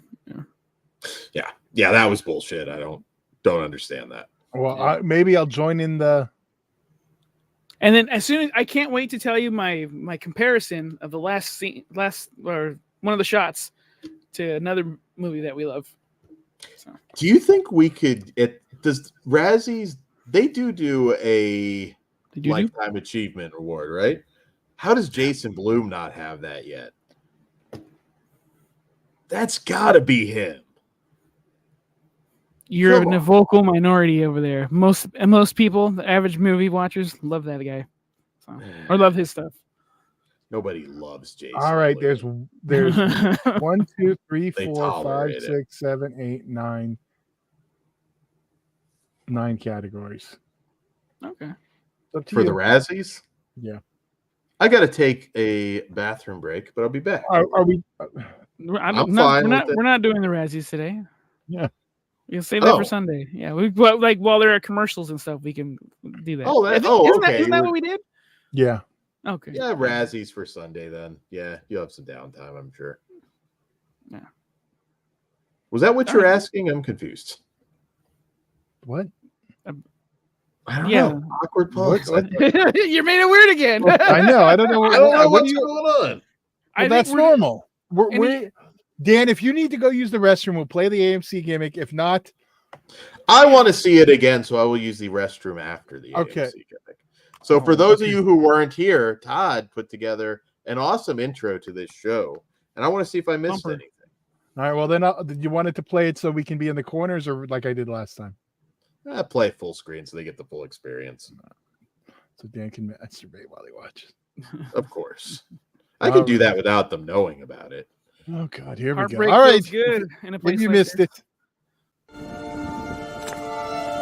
We come to this place for magic. We come to Flesh Wound Features. to laugh, to cry, to care. Because we need that, all of us. That indescribable feeling we get when the lights begin to dim. And we go somewhere we've never been before. Not just entertained, but somehow reborn. Together. Dazzling images on a huge silver screen. Sound that I can feel. Somehow, heartbreak feels good in a place like this. Our heroes feel like the best part of us. And stories feel perfect and powerful. Because here, they are. Flesh Wound Features. We make movies better. And you know what I realized? It's a minute, so we can put it on our fucking Instagram. Sure. Yeah, there you go. So you can enjoy it. Yeah. Yeah. Now I'm going to the bathroom. I'll be right back. Fuck off. I still popped did the horns for Howard. That's just I saw. good shit. I see in the little picture I got down here. So fucking cool. You know, it's funny because I was trying to. They literally have an AI model for the AMC voice. I paid the $1.99 to get my credits, and it sounds like shit. I ended up using just a British voice. But the fact it just kind of like changes makes it funnier to me. Yeah, the volume. Only thing, if we can get Nicole Kidman that hood to be a Dan hat, like that'd be awesome. And it's fucked up because after I did the whole thing, someone like made a template with green screen. I was like, you motherfucker. Pieces of shit. Like, you're late to the party. Like you fucking hack. I saw it and I was like 2 days ago. I was like, that's like literally the day I made everything. Well, bravo, sir. That was fucking awesome. And like, yeah. It did improve the Howard the Duck shot, though. It did what? It did improve the Howard the Duck shot. Oh. Because I ended up like incorporating it. Yeah. Crew doesn't go to AMC's that often, but I know he's seen that though, right? you'll see that version. Okay. I'm trying to think of like other. You could have had the cornholing the blind chick scene. Oh but it well, might- see that's the thing. I did a one version. I was going to do another version because now that I have my for template, Patreon. we can do whatever we want. Well, we need one for the trauma shows, for the Halloween stuff, Christmas. They're good True minute crime. breaks if we need to. If Dan needs to go piss. There you go. Just long enough. Perfect. Oh, I already have a new one in my head. So There you go. You didn't play it though with the other part of the classic intro with the oh no, this Oscars. place. Yeah. Well, they didn't need to see that again. Well, that's fine. They can rewind later. But very I did another version of our Oscars intro, but then I was like, I don't know if I should just do it. I gotta blur it. I had a clip from my favorite movie of the year in it that I ended up last minute pulling. I was gonna like reach out and be like, you can ever use a clip? And I was like, you know what? there's more than a few different possibilities in Salt. Oh no, it was the one. I said I had to blur it, and I said it was my favorite movie of the year. He You was know talking what it about was. Saltburn though, and then Well, I will watch it tomorrow, maybe even tonight. all right. Wasn't it over 2 hours? Yeah, It'll be it's over tomorrow. 2 hours. It's way over 2 I hours. think you're gonna like that. Yeah. I need short content. So like I was struggling. I went with Wing Wang. Was that the right call? Wing Wing's always a good call. There's other thought it things you could have done, but I mean it's fucking Wing Wing. Like Because I was trying to do everyone's favorite movie. yeah, But Wing Wing, that wasn't for you, but I knew it would pop you. he's so I better went than that way James with Bond. Dan. He's like the #1 spy in the history of spy films. I knew Pugs I was going to nail with his pick. Yeah. Then when Kruger sees it, he'll enjoy He's it. gonna lose his shit. Yeah. So we'll See, play that- when it opened with Toxie, I'm like, oh, this is gonna be good. and I was playing with like sound effects like too wild, but I was like, yeah, I didn't want to get too crazy on the first one because I know I'm gonna do another one. Yeah, you got to keep it YouTube. I'm sure there's going to be some very not YouTube friendly. Oh yeah, yeah. versions You of know that. what scene was originally going to be there because I was going to do a scene to pop. You know, yeah, just newborn. Yeah, that's all we'll see. But see that you need audio for. You know what? We Yeah. gotta. You know, Yeah, everyone be- don't tell Kruger because he's not gonna watch the show. We got to do like the fucking super hard one like that. We already got that. Pick some other titles. You got like Salo up there. No.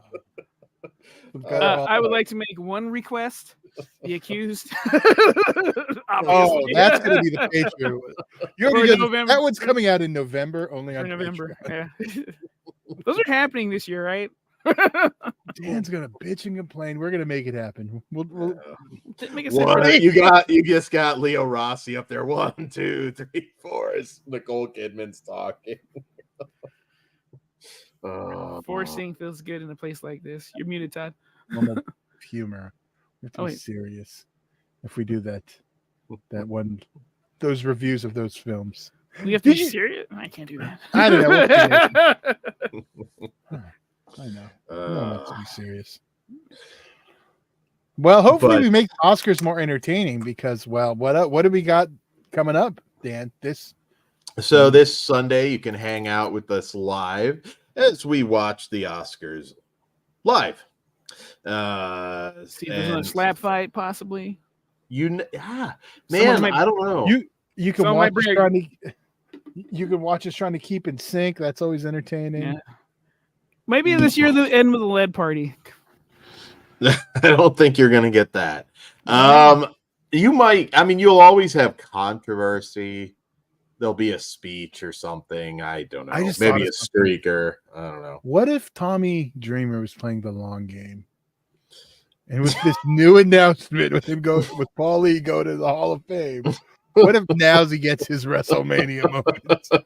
If Hey, would you like to endorse I'm me? finishing the story. That's fat the greatest piece of- thing. You He fat does it. piece of shit. Okay, Can we just start adding Tommy Dreamer finish the story WrestleMania hashtag WrestleMania? What number was it? You know we're gonna do this. I need if you want to get the kicked Twitter off assholes, social man. media, maybe. What number was it? I couldn't tell you. It was Well, whatever WrestleMania Paul was doing commentary. There's only one. Of them. Oh yeah. It's only one. Remember. Yeah. I think he did it for a couple, didn't he? No, I think he got one. Okay. Because King wasn't gone that long. No, King was gone about 6 months, maybe a little longer. Yeah, so Paulie wouldn't have got more than one.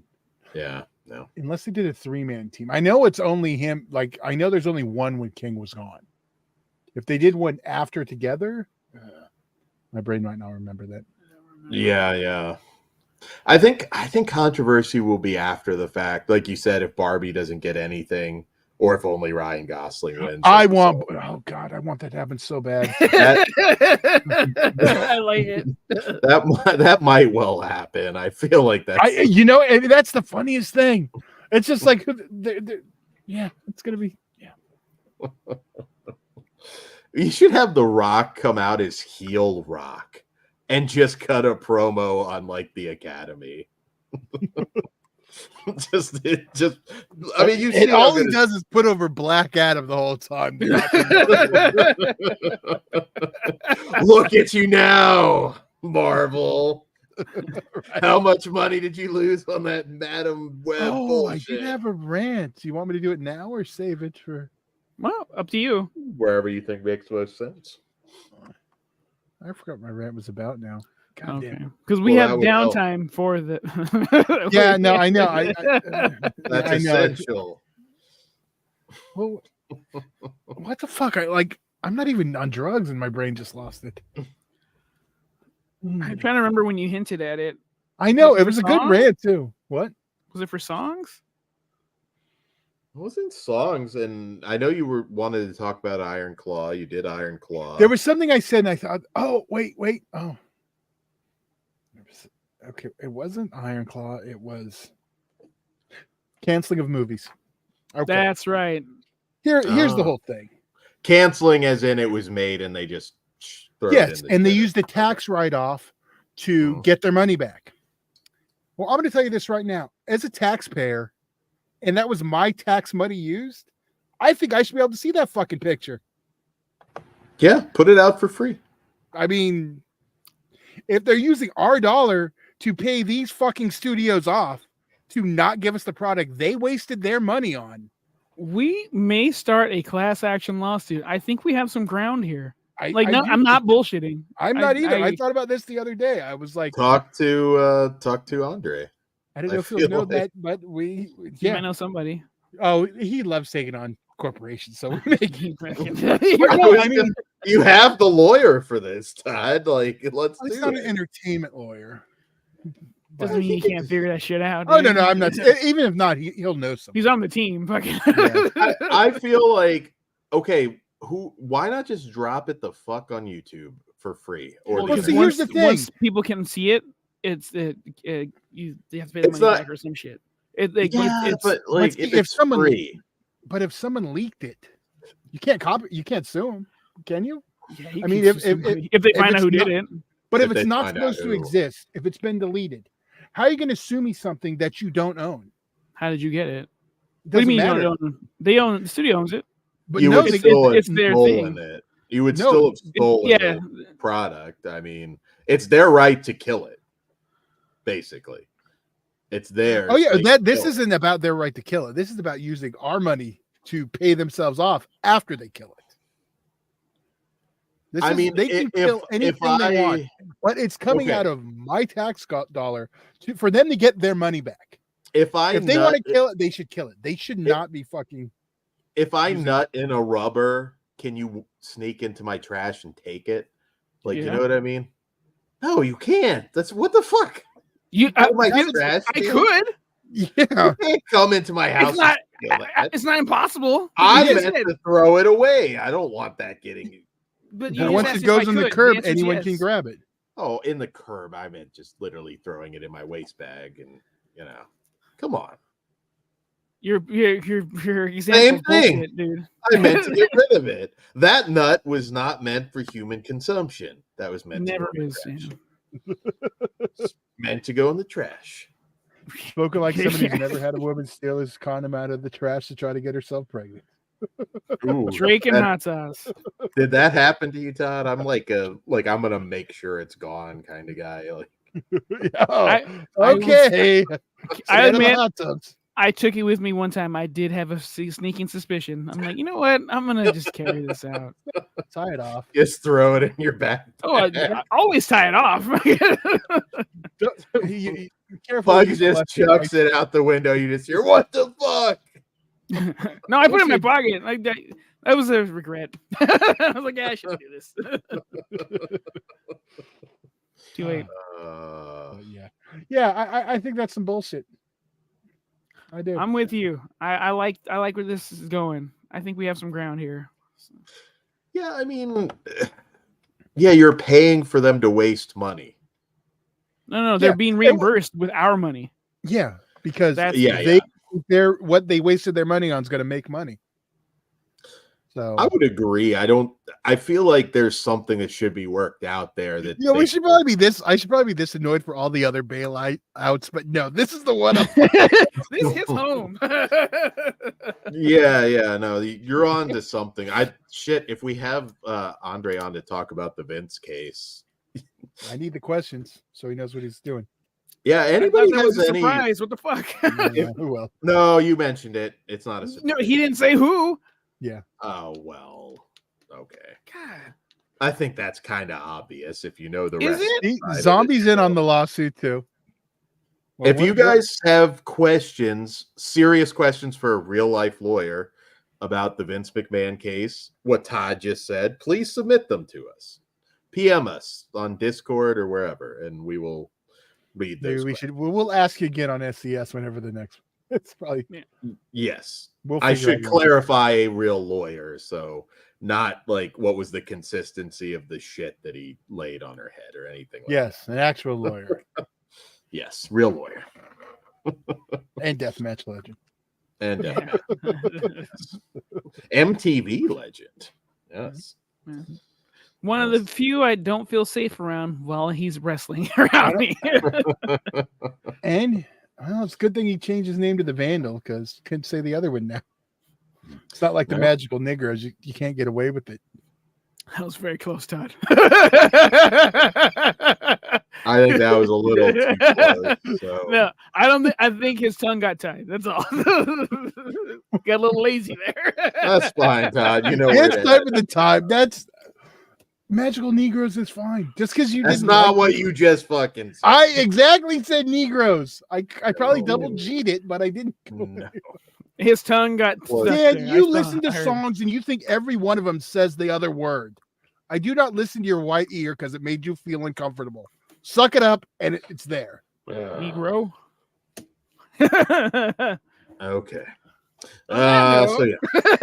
Anything else before you wrap up? On that note, we will be back here Sunday. Stay tuned for those of you following Dead End Drive-In. We will be back with this Oscar coverage, not as soon as I was expecting, but we will be back with a couple more shows there on Visited by Voices 1. We will also, what do we have coming up? I know we'll be reviewing Imaginary and to be determined, I guess, on the other stuff for the next There's horror already stuff review on show. the lips, but Okay. I didn't memorize it all. But Flesh Wound Horror Live, we'll be back.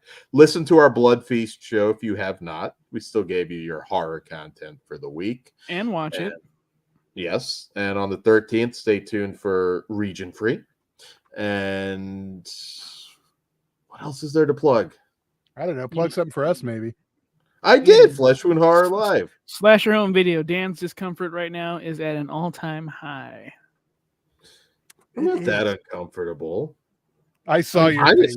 I didn't hear the okay word. I heard the other word. The okay word. I'll say it. No, you're not. I can't. He can, Dan. The fucking YouTube bots don't know.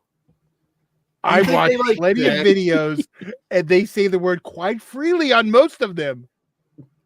Well, we're not those videos. We're classy.